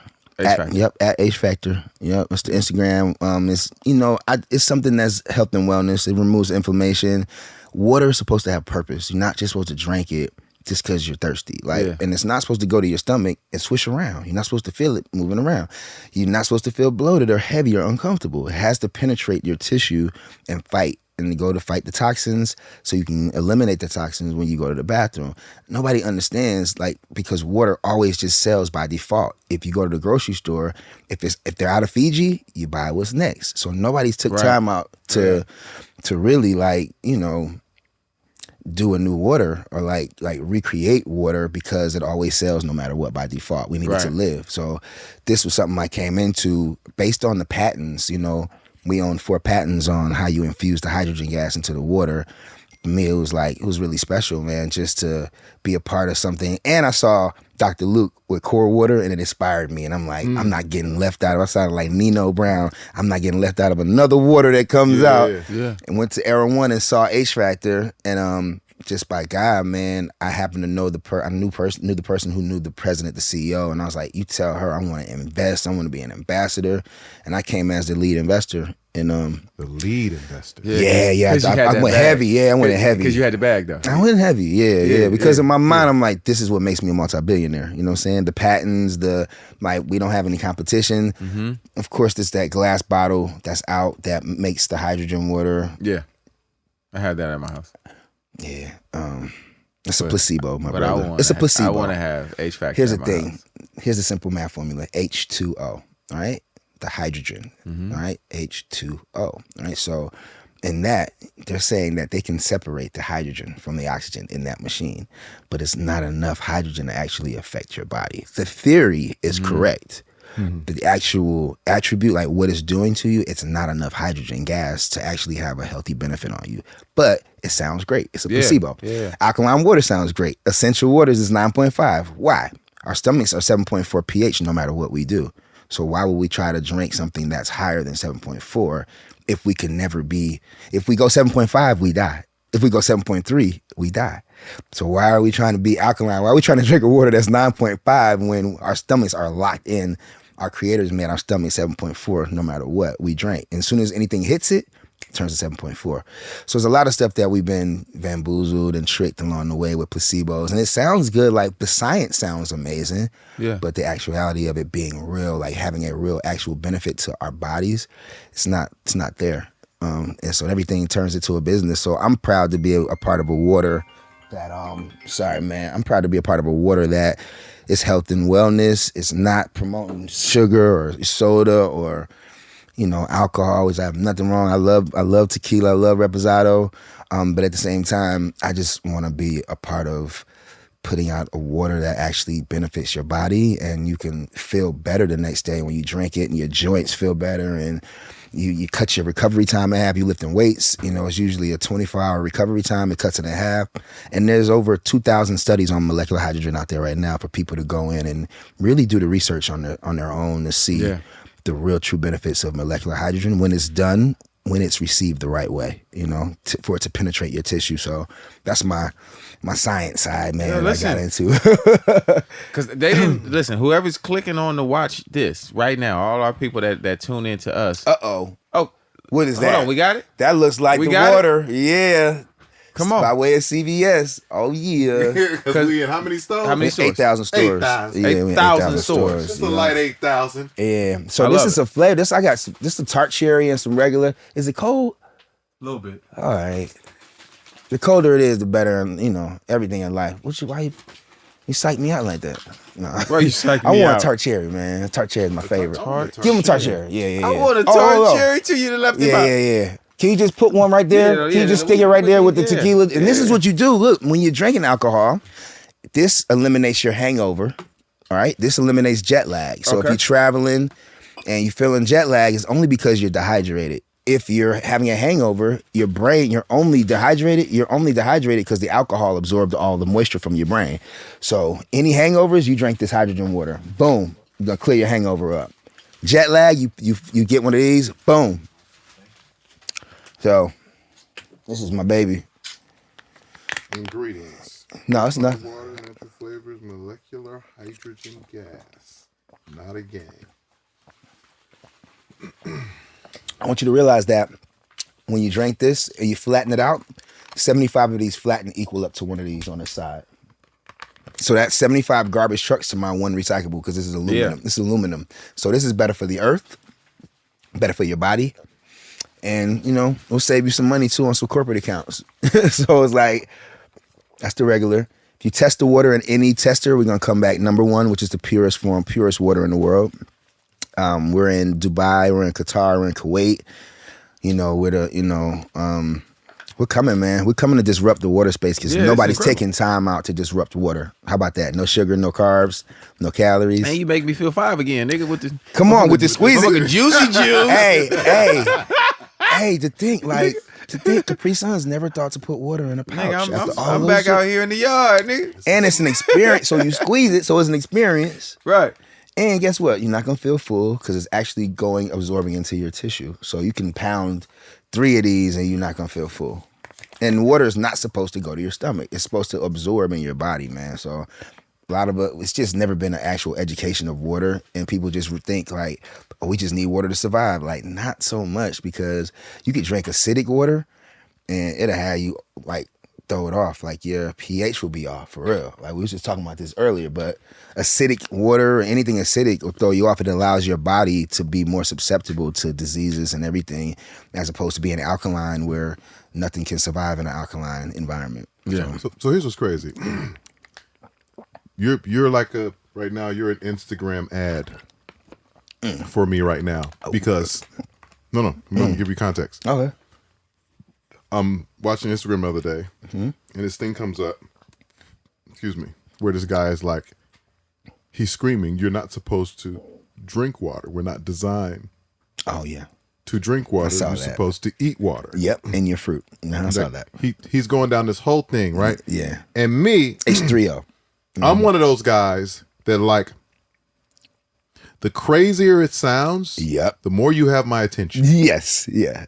Yep. Because I'm like, You're like this. What? when I see everybody clowning and Yep. saying stuff, I'm like, This- yeah, it's something to this. It might be some 'Cause truth to this. Yep. It's something to this because normal people aren't supposed to understand this. Never. People who are just looking on the surface of anything of life. And I'm watching it and I'm like, let me look. I want to look into that. I want to start doing some research into that. I just want to stay with it. And then you come, this is a day later. Oh wow.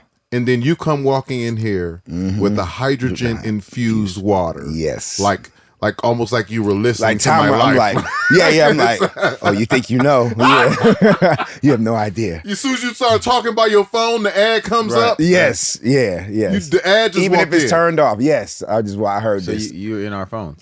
Yeah, man, I get messages from anybody talking about water, Bro, congratulations, bro. Thank Yeah, you, no, man. this is great, man. As much as man. listen, as much as we're getting ready to get into some high level music, these other things you're doing, get it out of here. Get it out of here. Sorry, no disrespect. Get it out of here, Whoever please. you, Come on, whatever man. this. Get it you out of see here. that? Did you see this We don't though? got Get it nothing out on of here. here. Let me tell you a quick 10 seconds. Go. This right here, this plastic, they think they're saving the world by creating recyclable plastic, right? But because of the material and the context of it, the microbes, the plastic microbes that come from this are in our testes right now, bro. And they're embedded in our flesh. We've been drinking water trying to save the earth.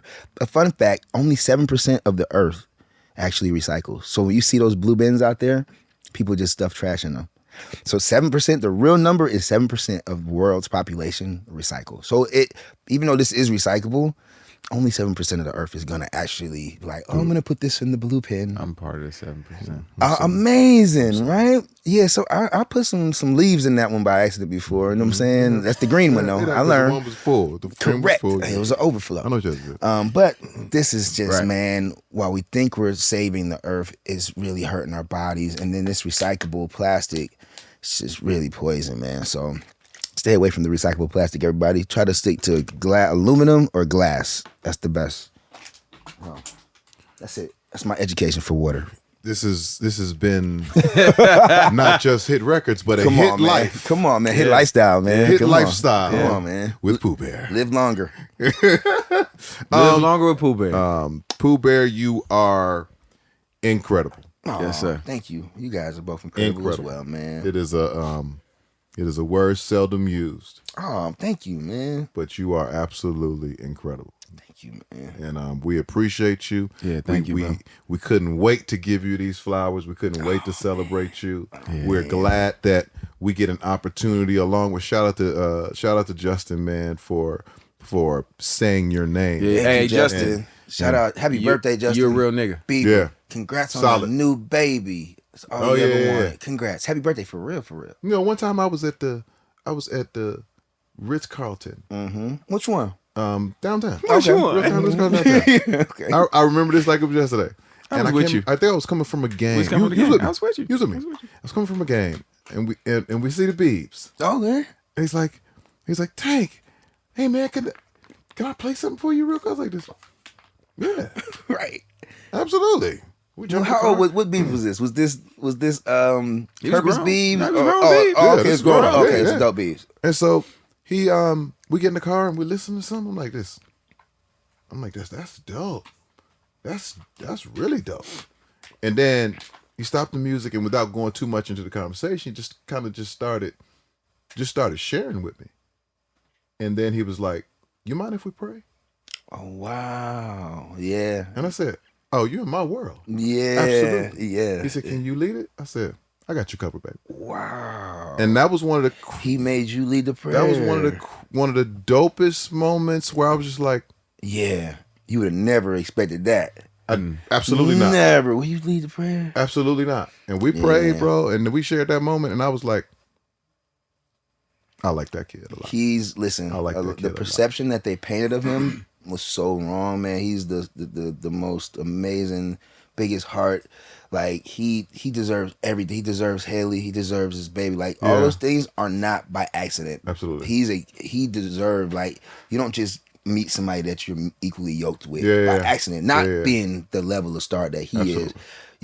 It take you 2-3 marriages to get it right, if you get it right. Mm-hmm. So his heart is just so genuine. He's always been like I said, he was the first person to say my name, and he's just believed in me more than anybody. And he's just an amazing soul, man. His spirit. He was a kid, guys. Growing up, he was a kid. Like if you had a camera following you Come on around now. when you was 15 every day, Come on now. you probably did way Most of worse. us wouldn't be here. Yeah, we wouldn't even be. And then you throw Wouldn't be. 60 million in on that. Throw 60 million. Imagine being 16, $60 million liquid, and then the camera following you around. Like, what? I commend him. I think he did an amazing job as a Yeah. teenager, navigating through that and getting through everything he went through. It was all the odds were against him, and I commend him. And I always wanted the world to be able to see who he really is. And I feel like as he got older, the world got to see Yeah. his heart. And happy birthday, Justin, man. Thanks for believing in me. Yeah. Well, I mean, as you were giving him praise, I wanted to just add that piece to it to bring man. it all together, man. Yeah. I love that kid, man. And we wanted to make sure that there's a face to the motherfucking name. Oh, Man. Pooh Bear. Pooh Bear. Happy Happy birthday. birthday. Happy birthday. Yeah. This is him. this is me. Huh? My name is Tank. I'm J Valentine. And this is the R&B Money Podcast, the authority on all things R&B. And this right here is just it's one of my favorite episodes, man. One of my favorite parts. Oh man, Yeah. thank you guys. really Thanks dope, for having man. me. Don't worry, I'm not whoring myself out on all the podcasts, but I was waiting on this opportunity. I wasn't gonna be the one to reach out. I was just like, man, I would love to do that, man. Yes, sir. Yeah. So thanks for having me and being Absolutely. so genuine and never changing. Yes, y'all are still the same motherfuckers. And I we appreciate gonna that. be. I know it's Yes, just I see a lot of people change. So Yes, sir. thanks for being the same, man. Yes, sir. And creating this platform for R&B, man. We've never really had this spotlight ever. Yeah. Outside of Soul Train? Yeah. What was it? With Donnie, who to do with the Donnie green Millions. eyes? Yeah. Oh, you talking about Video Donnie Soul, Simpson. Video Donnie Soul. Simpson. Like, Yeah. bro, but that's like 20. So thank you for creating this platform. I appreciate you and I applaud you both. You're both kings and you're both amazingly talented. So thank you, man. Thank you, Thank you, brother. brother. Yes. Ladies and gentlemen, Pooh Bear. Happy birthday.